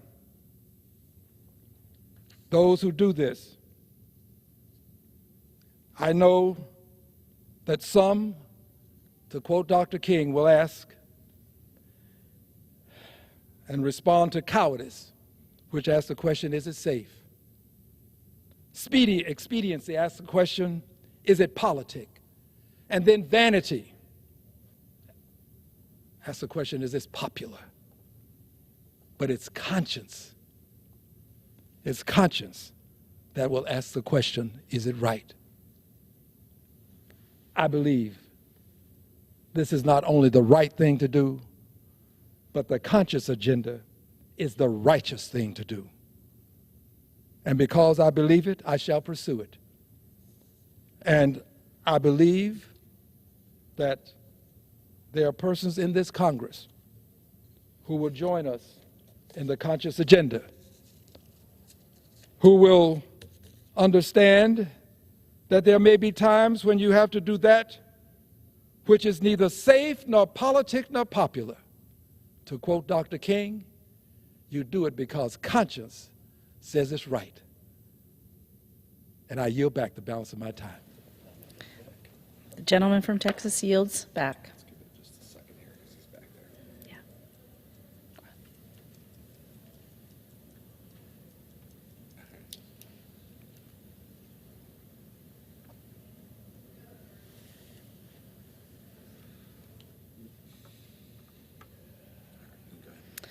Under the Speaker's announced policy of January 9th, 2023, the Chair recognizes the gentleman from Wisconsin, Mr. Grothman, for 30 minutes.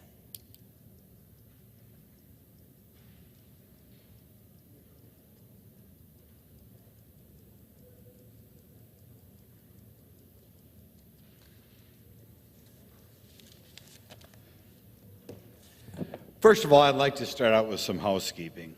A lot has been said over the last few days about the huge number of IRS employees that are intended to be added by the Biden administration.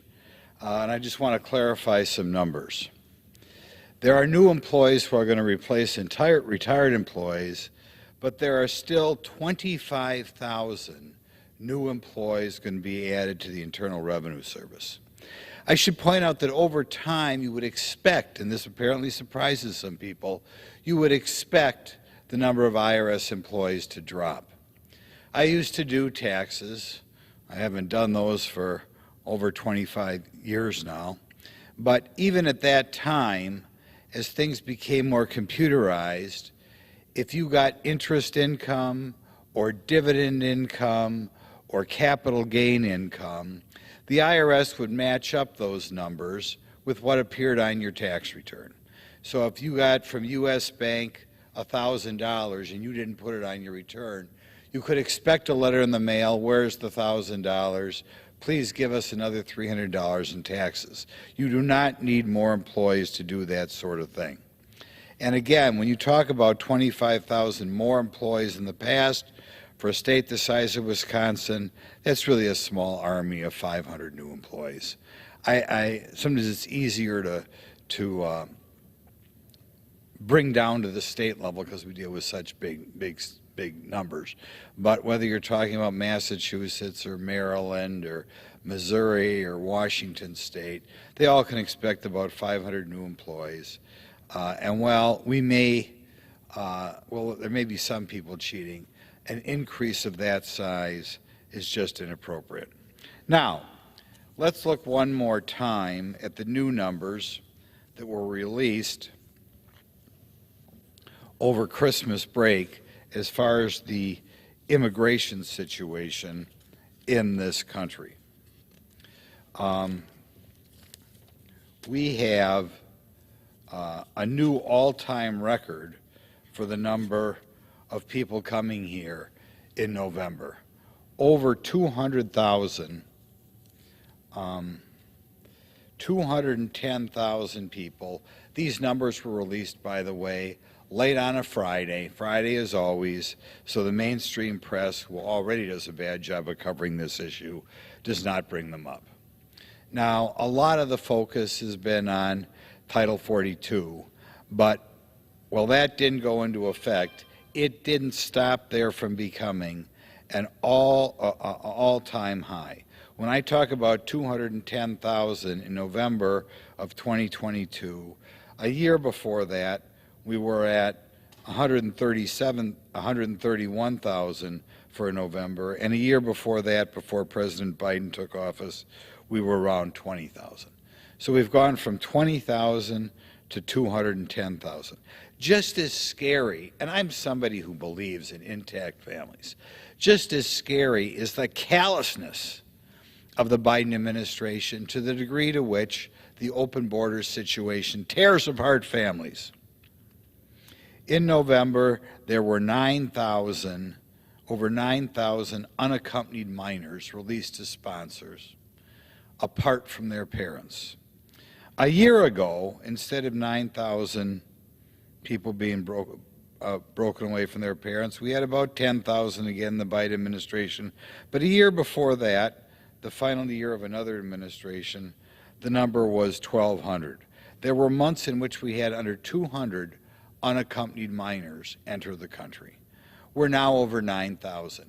Please, I wish we remember that when we have our open borders policy, we are causing so many children to be raised apart from their parents.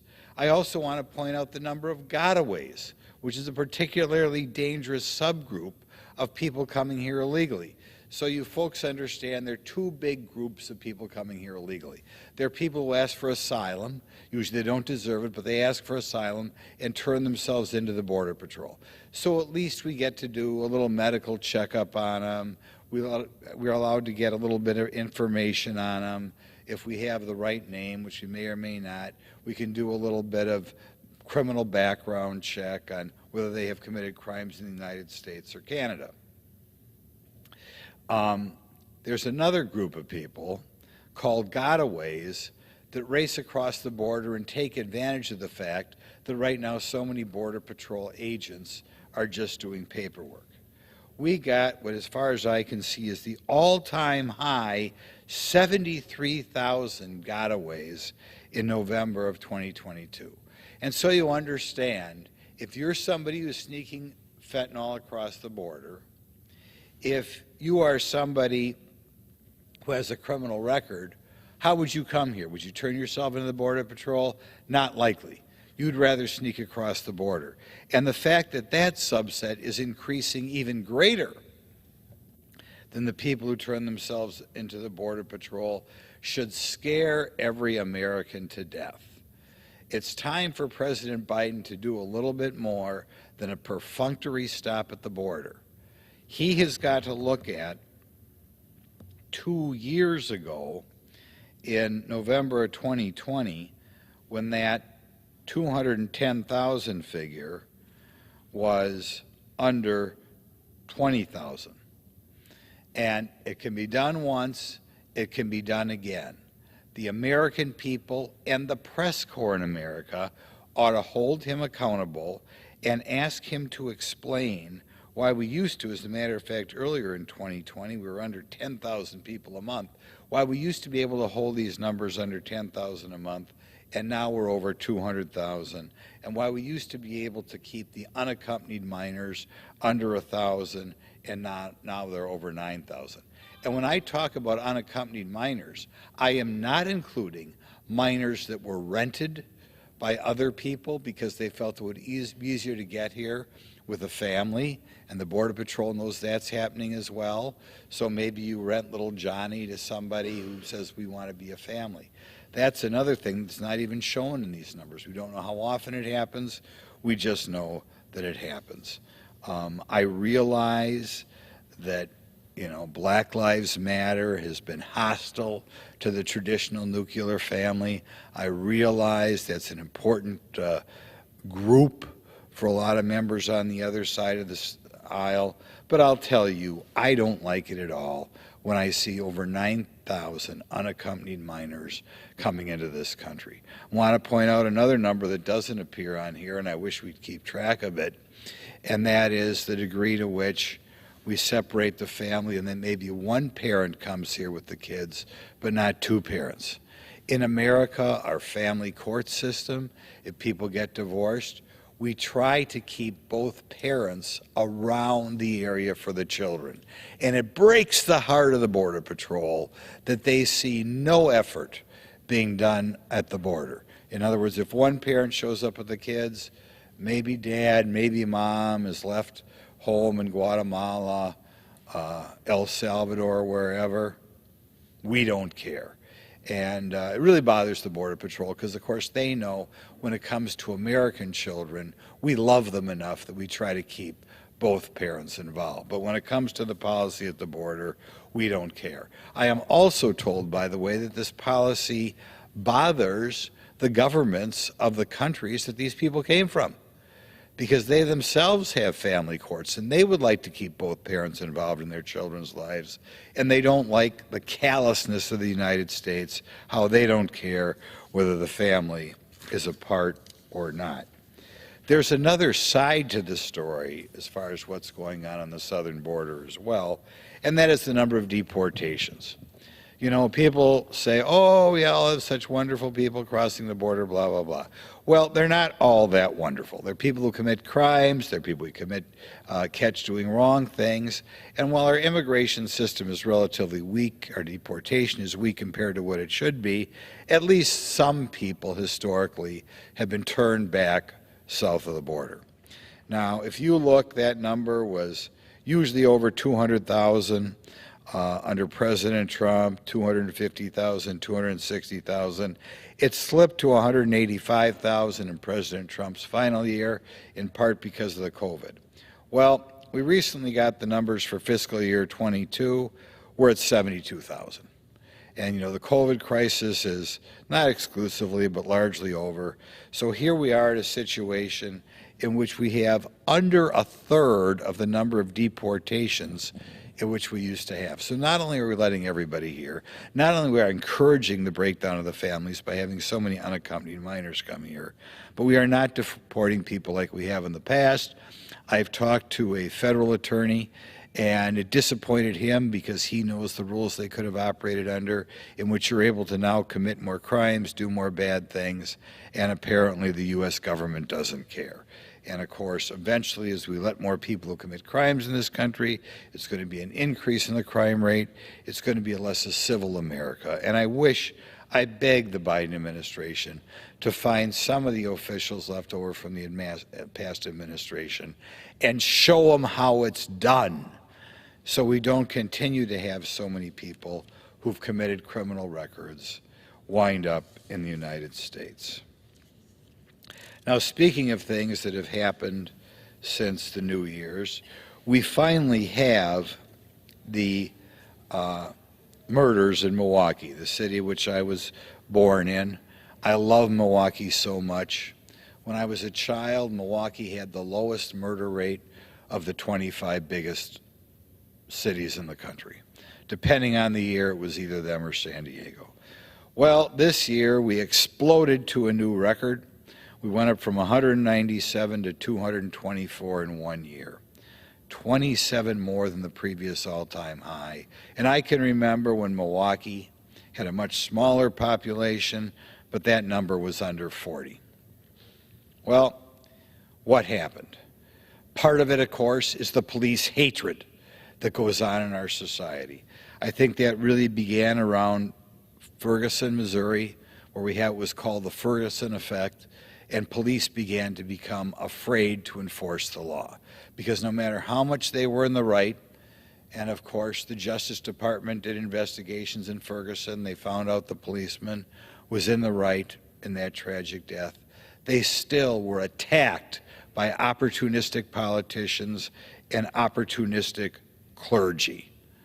You know, we had a situation in Ferguson, they called the policeman racist. The Justice Department, even under Barack Obama, felt nothing had been done wrong.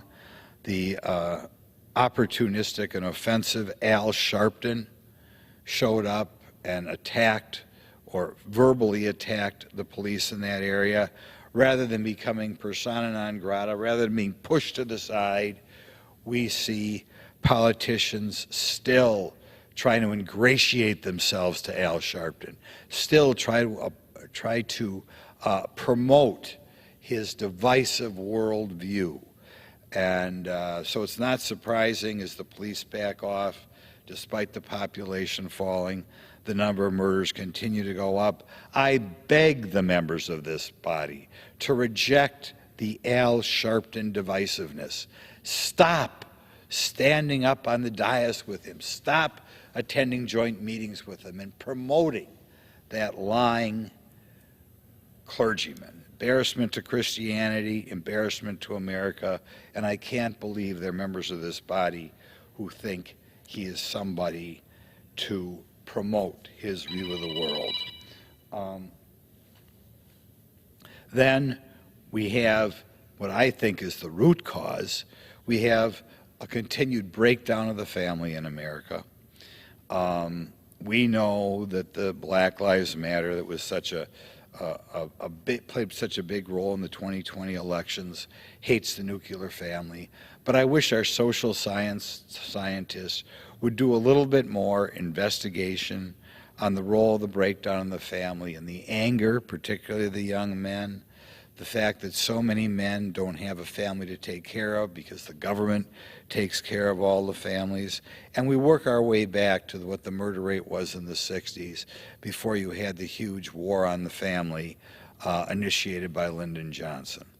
But I ask the social scientists, I ask the journalists to demand information on the background of the murders that are caught, not enough are caught, who are committing the murders in Milwaukee, and also the backgrounds, the family backgrounds of those unfortunate souls who have died because of the Ferguson effect and the police hatred that is fomented by members of this body.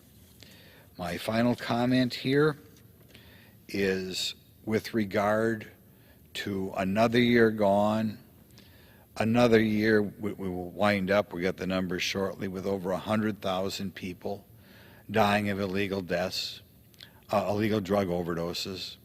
We all know two things that politicians should do immediately, because almost all these drugs come across the border. We should shut down that border and prevent any more Americans from dying. You know, big numbers are kind of easy to gloss over. And it's important to remember when we're talking about 100, 107, 108,000, I'm old enough to remember the Vietnam War. We're having twice as many people die of illegal drug overdoses in this country as died in the Vietnam War. And the Vietnam War went on for 12 years. And there were protests. There were so much commentary on the number of people who died. And they were all heroes, and we should talk about it. But we have twice as many people dying in 1 year in this country as died in 12 years in Vietnam. And do you think any increased effort is made to close the border? No, the politicians don't care about that 108,000. And remember, they all had children, they all had parents, some had children, some had siblings, some had friends, but we're so callous, we don't care, another 107,000. What difference does it make? The other thing you should do is, because it's up to the police to find these drug dealers, we one more time should have a little bit more respect for the police. I will shortly be introducing a bill to allow the Border Patrol to hire more drug-sniffing dogs. Anybody who takes the tour down there, I'm sure Joe Biden didn't hang around long enough to find this out, but found out how tremendous those dogs are. They're not cheap. But when I think of all the people who died because of the drug overdoses, I really hope in the upcoming budget we maybe find more money by getting rid of all the new lawyers we are hiring to represent the people coming here legally, and instead of hiring more lawyers, we hire more drug-sniffing dogs, and maybe we can reduce the number of Americans who are dying of the drug overdoses as people come across the border. So those are a little bit of things for the American people to digest.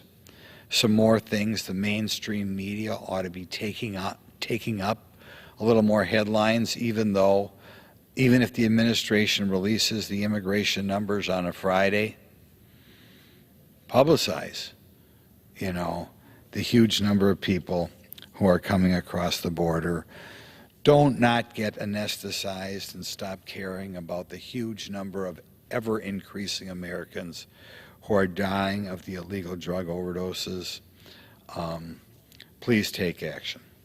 So thank you very much, and I would like to move that the House now adjourn. The gentleman yields back. The question is on the motion to adjourn. Those in favor, say aye. Thank you. Those opposed, say no. The ayes have it. The motion is adopted. Accordingly, the House stands adjourned until 11 a.m. tomorrow.